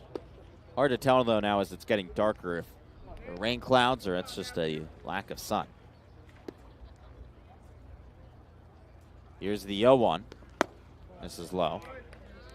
Probably a combination of both on the clouds, but these are pretty dark and gloomy. More action in the Braves bullpen. Jackson Baker has the bases loaded in a 1-1 count. Here's the pitch.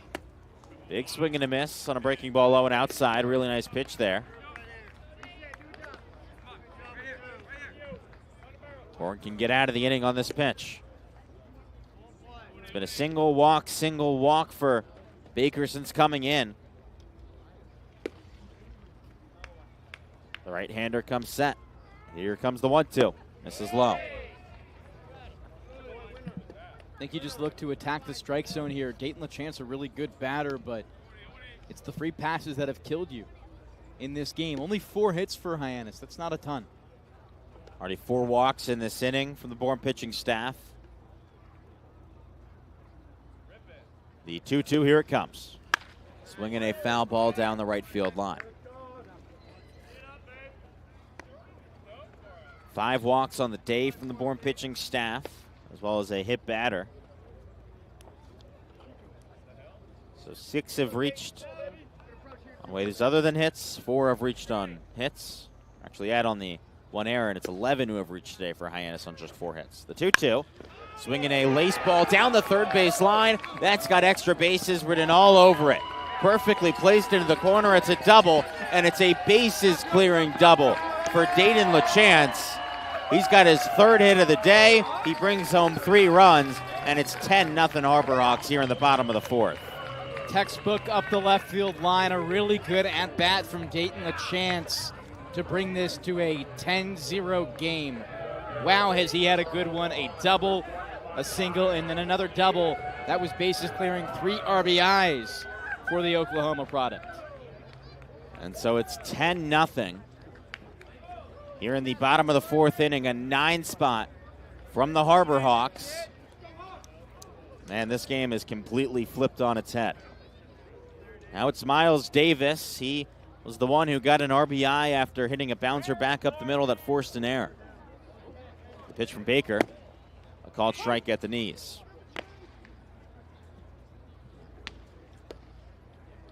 No one's gone this deep in one inning against Bourne this season. The most we've seen has been 12 batters. This would be the 13th.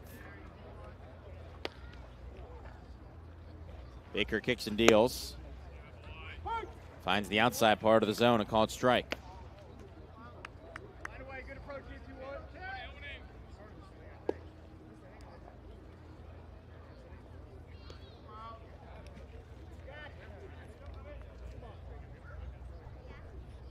Here's the pitch. Up and inside, almost ran in and hit the batter.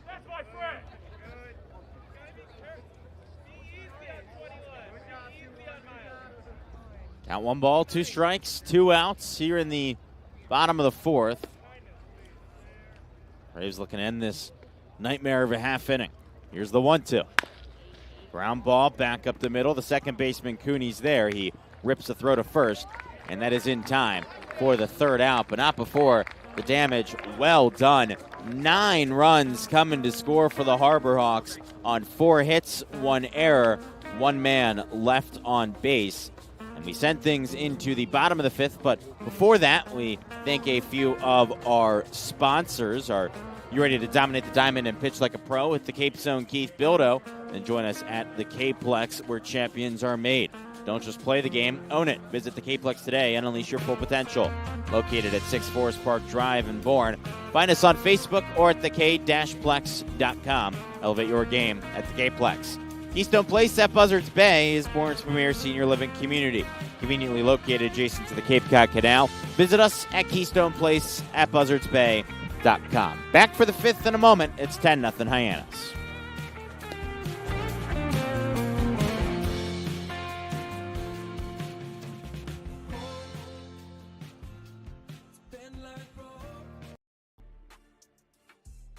Any bat feel lighter by adding a velo puck knob. Instead of having to go get a whole entirely new bat, you can simply add the puck to it. Players can use this with any bat. It's basically going to shift the weight of the bat a little bit more towards the hands. Players are able to hit the ball a lot harder just by simply adding the puck on. There's a 0 chance that you'll want to miss our 0% for 72 months offer. For a limited time, CAT is offering 0% on the purchase of many new small excavators. That's 0% for better performance, 0% for next generation features. Great machine. It's quite impressive. 0% for work tools too. But there's a 0% chance this offer will last. So contact Milton Cat before there's 0 time left. Stumble every time you do it. It's 10-0 Harborhawks as we go into the top of the 5th inning. Let's see what the Bourne offense can do. Cal Sefcik will lead things off. He's got 1 of 4 hits for the Braves up to this point today. Max Stammel, the starter, back on the hill. First pitch misses low. So we are into run rule territory. 12 after 5, 10 after 7 out on the Cape. Bourne lost by way of the run rule back on Tuesday. Hands of the Harwich Mariners, or actually that was back on Wednesday. It's a 12-2 loss in 8 innings. That's the count 1-1 now to Sefcik as he takes a called strike. Stammel back set and the pitch. This is up and outside. Bourne's had a tough time coming back from losses as big as this one. We haven't seen them really take a game that was completely in hand for the opposition and make it more competitive. Here's the 2-1 pitch. Swinging a punch ball towards short. Nice snag by Schaffner. He fires to first in time for the out. Bourne has done a good job at bouncing back from its run rule losses this summer. 2-0 coming off of those. So there's a positive sign there. As John LeGrande, the center fielder, makes his way back to the dish. He struck out swinging to lead off the third his first time up. A left-handed hitter back up here in the fifth. Stammel, the southpaw, comes set. Here's the first offering.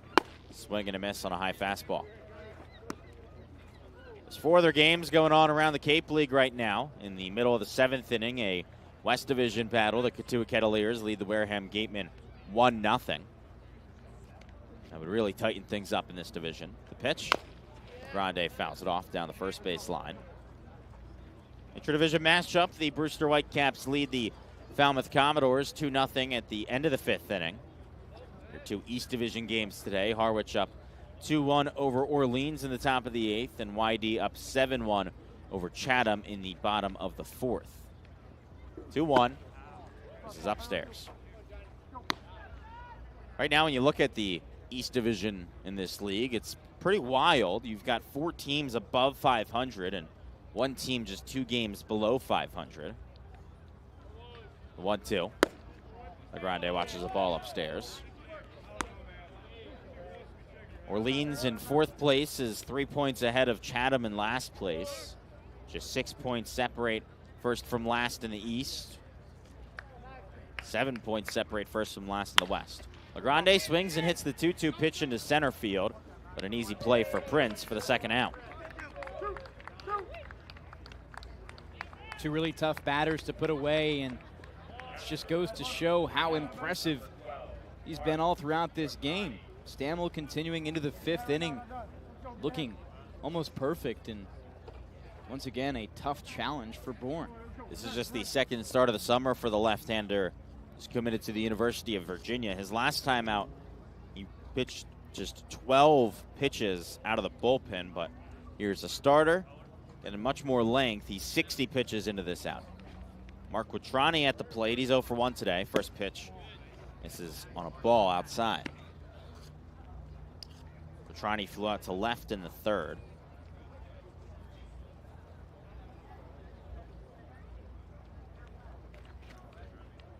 Here's the 1-0 offering. Swinging a high fly into left field. Heading back towards the wall is Brocious, and he makes the catch for the 3rd out. Bourne goes down 1-2-3 for the 3rd time today. We go into the bottom of the 5th inning. The score 10-0 Harbor Hawks. They could potentially walk it off with 2 runs with the 12 after 5 run rule. But Bourne looking to keep this game going as we go into the bottom of the 5th. You're listening to the Bourne Braves Broadcast Network on Cape League TV.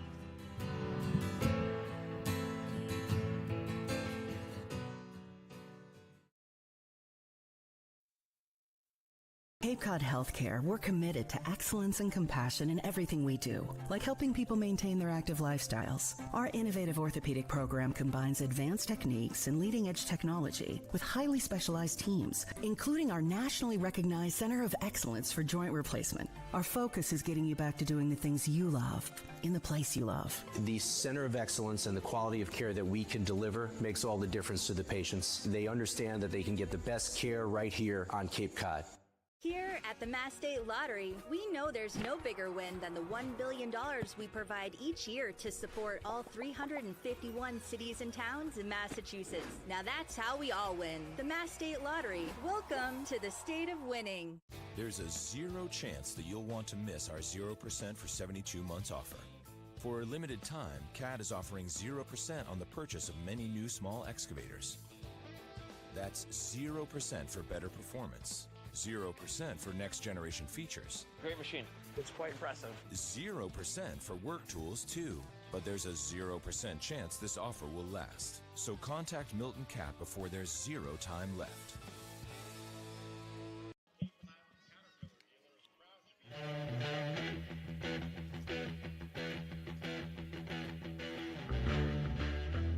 Into the bottom of the 5th inning, the Hyannis Harbor Hawks lead the Bourne Braves 10-0. We're here at McKeon Park, one of the more interesting in-game experiences that you have out on the Cape. In the middle of that inning, Devon, the pie eating contest and a victory for the right-handed reliever Justin Minneberry. He hasn't appeared in any games for Hyannis, but I bet you he is now a favorite in the dugout after that win in the pie eating contest. Well, listen, there's one more time we go to Hyannis. Should we put our hat in the ring, one of us? I don't know if we're eligible. I think it's a little kid against a player, unless you want to ask. Right. But I'll leave you to that. Okay. Brody Briggs leads off, the left-handed hitting catcher. Jackson Baker back out onto the bump. Here's the first pitch from the righty. That misses low. Baker came in the middle of the last inning and gave up 4 runs on 3 hits. He walked 2, didn't get any strikeouts. He also allowed 3 runs to cross when he was in that he inherited. Here's the pitch. Briggs fouls it straight back towards us.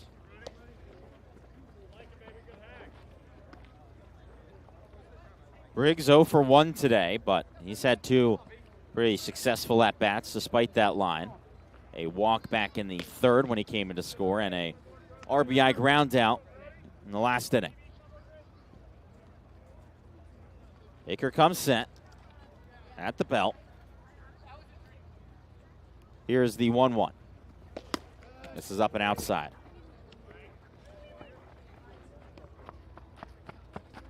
There is action in the bullpen for Hyannis. It's the right-hander out of Florida Gulf Coast, Chris Diaz.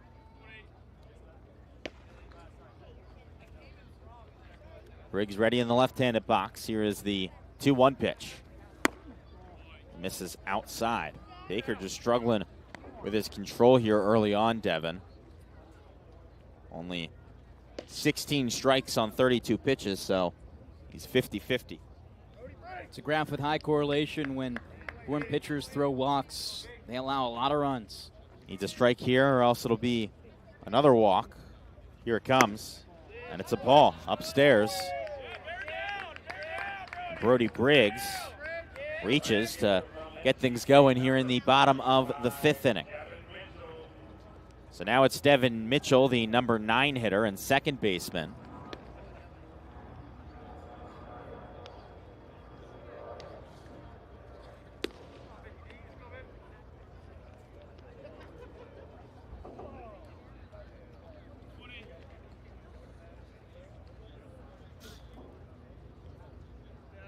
Here's the pitch. Called strike.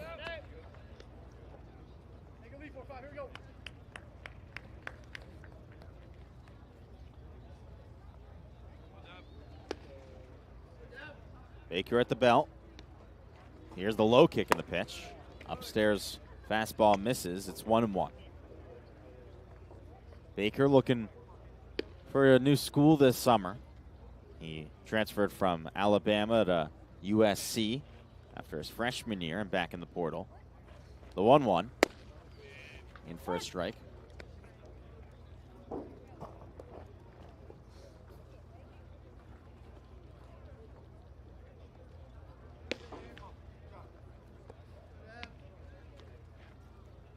Baker set. Here's the 1-2. Half swing. Did he go? They appeal to first, and he did. So it's strike 3. And there's the first out of the bottom of the 5th. Much needed strikeout right there. Baker in his last time out only pitched 1 inning against Orleans when Bourne struggled allowing runs. No hits, no earned runs, no walks, and 1 K. You were hoping for more of that today with good control and strikeout ability, but it hasn't happened. Here's now the top of the order, and Owen Prince with a runner on first and 1 out. The first pitch misses low and inside.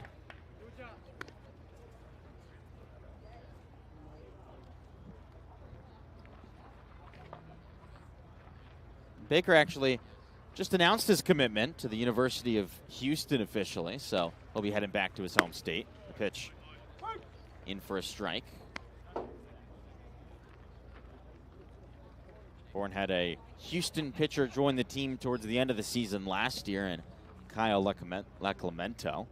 He was a big part in the second round victory over Katuitt. Here's the 1-1.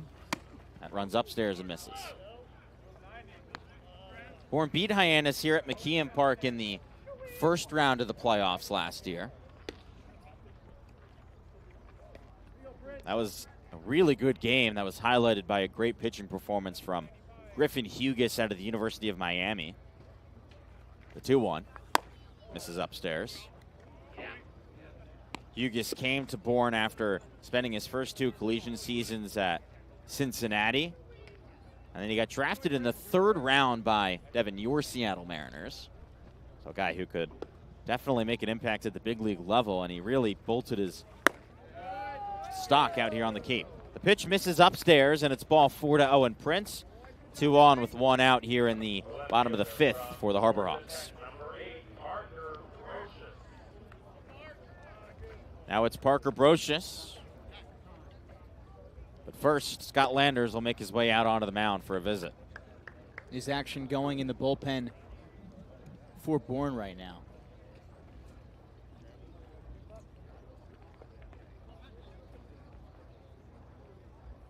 It's the one pitcher we haven't seen this season for Bourne, Matthew Sapienza, in the portal right now. And he's on his way out to the mound, so a pitching change for the Braves here in the bottom of the 5th.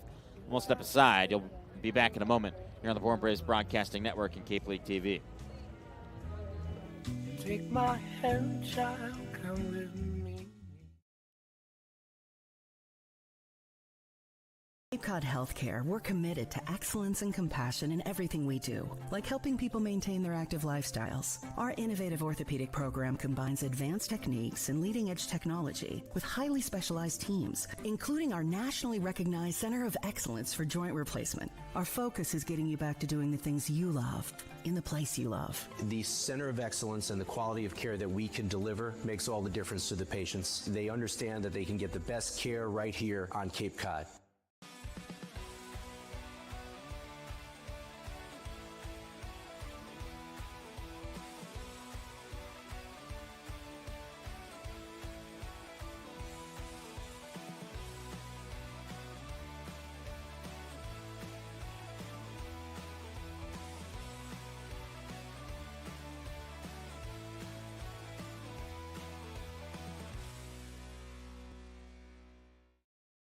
Hasn't been a ton of training when it comes to bat speed or products for players to be able to train bat speed.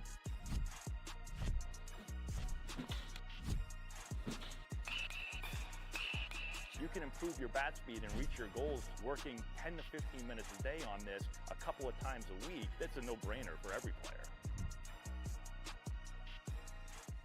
Here at the Mass State Lottery, we know there's no bigger win than the $1 billion we provide each year to support all 351 cities and towns in Massachusetts. Now that's how we all win. The Mass State Lottery. Welcome to the state of winning.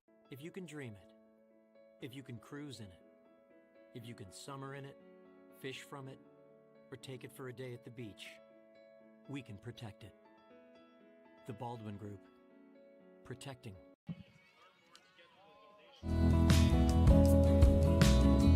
Welcome back to McKeon Park. We're still in the bottom of the 5th inning and a new pitcher in for the Bourne Braves. Before we tell you about him, Marty Chevrolet, your dealer for the people, proudly supports the Bourne Braves baseball team. See all our cars and trucks at martychevrolet.com and go Braves. Also, are you ready to dominate the diamond and pitch like a pro at the Cape Zone Keith Bildo? Then join us at the Capeplex, where champions are made. Don't just play the game, own it. Visit the Capeplex today and unleash your full potential. Located at 6 Forest Park Drive in Bourne. Find us on Facebook or at the k-plex.com. Elevate your game at the Capeplex. First pitch from the new pitcher is a ball upstairs. It's Sapienza.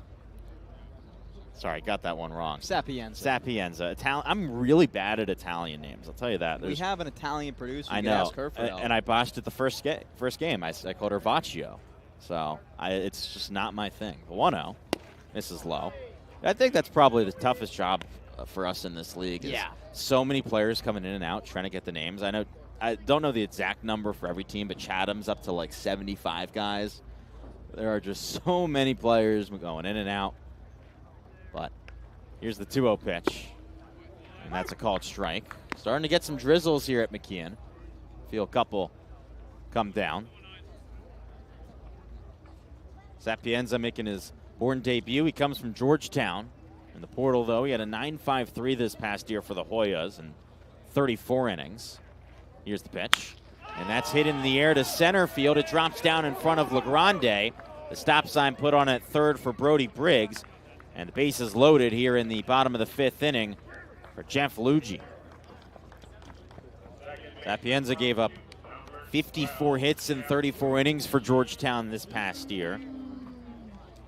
Definitely looking for a better outing this summer as he's in the portal. The 6'2", 210-pound right-hander out of North Andover, Massachusetts.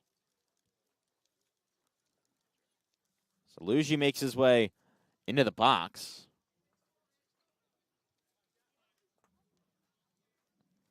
Sapienza comes set, working from the stretch. Here's the pitch. Misses upstairs, and it's 1-0.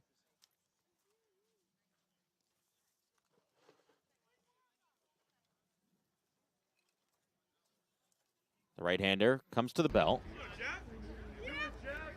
The offering misses low, and it's 2-0 to Luigi here with the bases loaded. It's 10-0 here in the bottom of the 5th inning. 12 after 5, the run rule, so this could be it. At least we believe. We had it messed up on the run rule last time. We tried our best to figure out exactly what it is, but, I mean, everything in the sport of baseball just is confusing. And we think we know, but the umpires always know best. Sometimes the players don't even know. They'll start, not celebrating when the game's over. But could happen here. We think, it's 3-0 with 1 out. The score's 10-0. The pitch to Luigi. This is low. It's ball 4, and it's a bases-loaded walk, so the run comes in to score. Briggs crosses home, and it's 11-0 Harbor Hawks here in the bottom of the 5th, with still 1 out on the board.